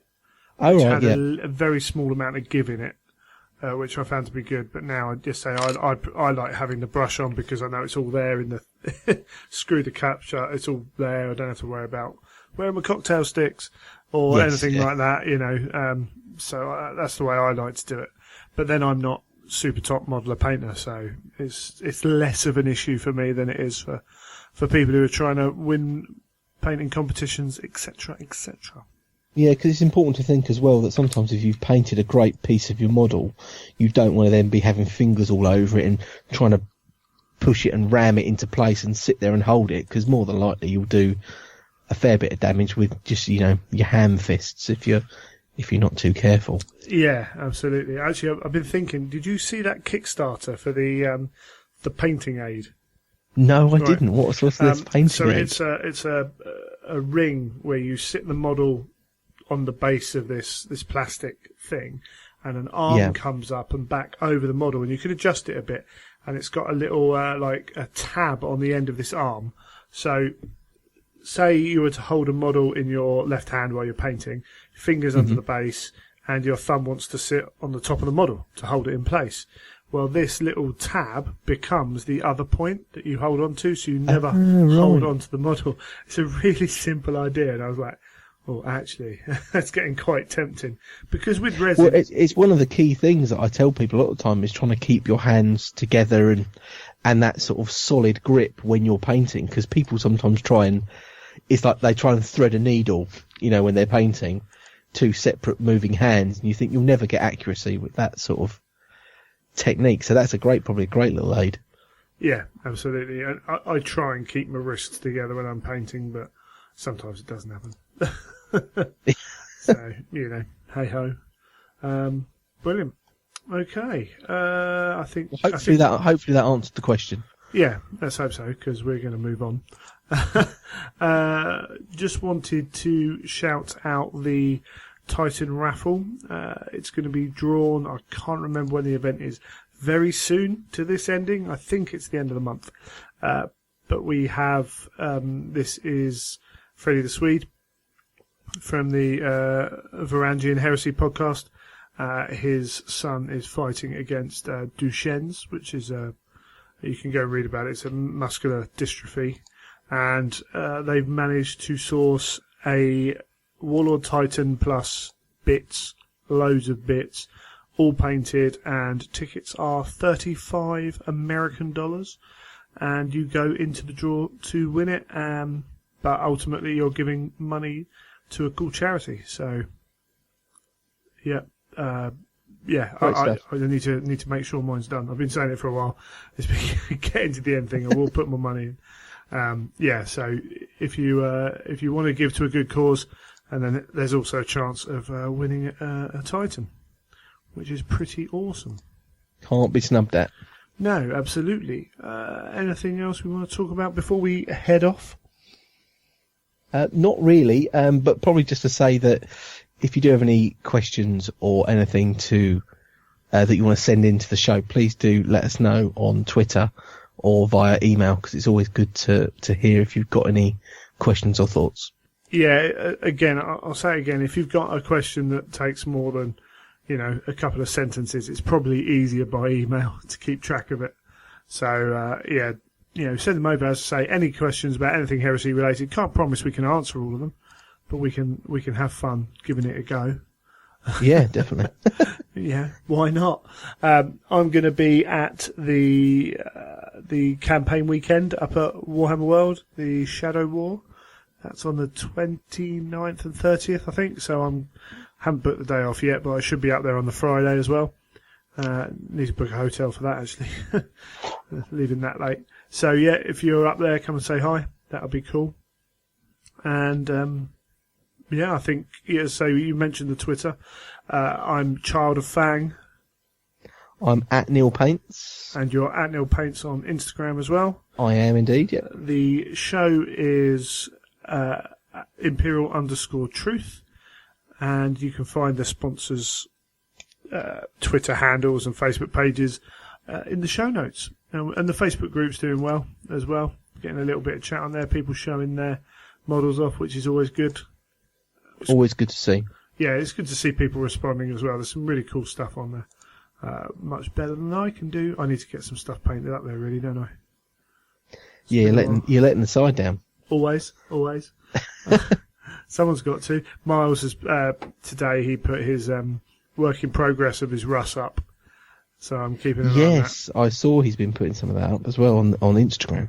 Yeah, no, it's cool. We've got loads of little bits and pieces going on there. So feel free to head over there and have a look.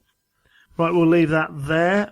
Thank you again to Kenny for coming on the show and talking about the Death Guard. He has a all-encompassing hobby podcast called Combat Phase, where they talk a lot about 40k and fantasy and heresy, but also other game systems as well.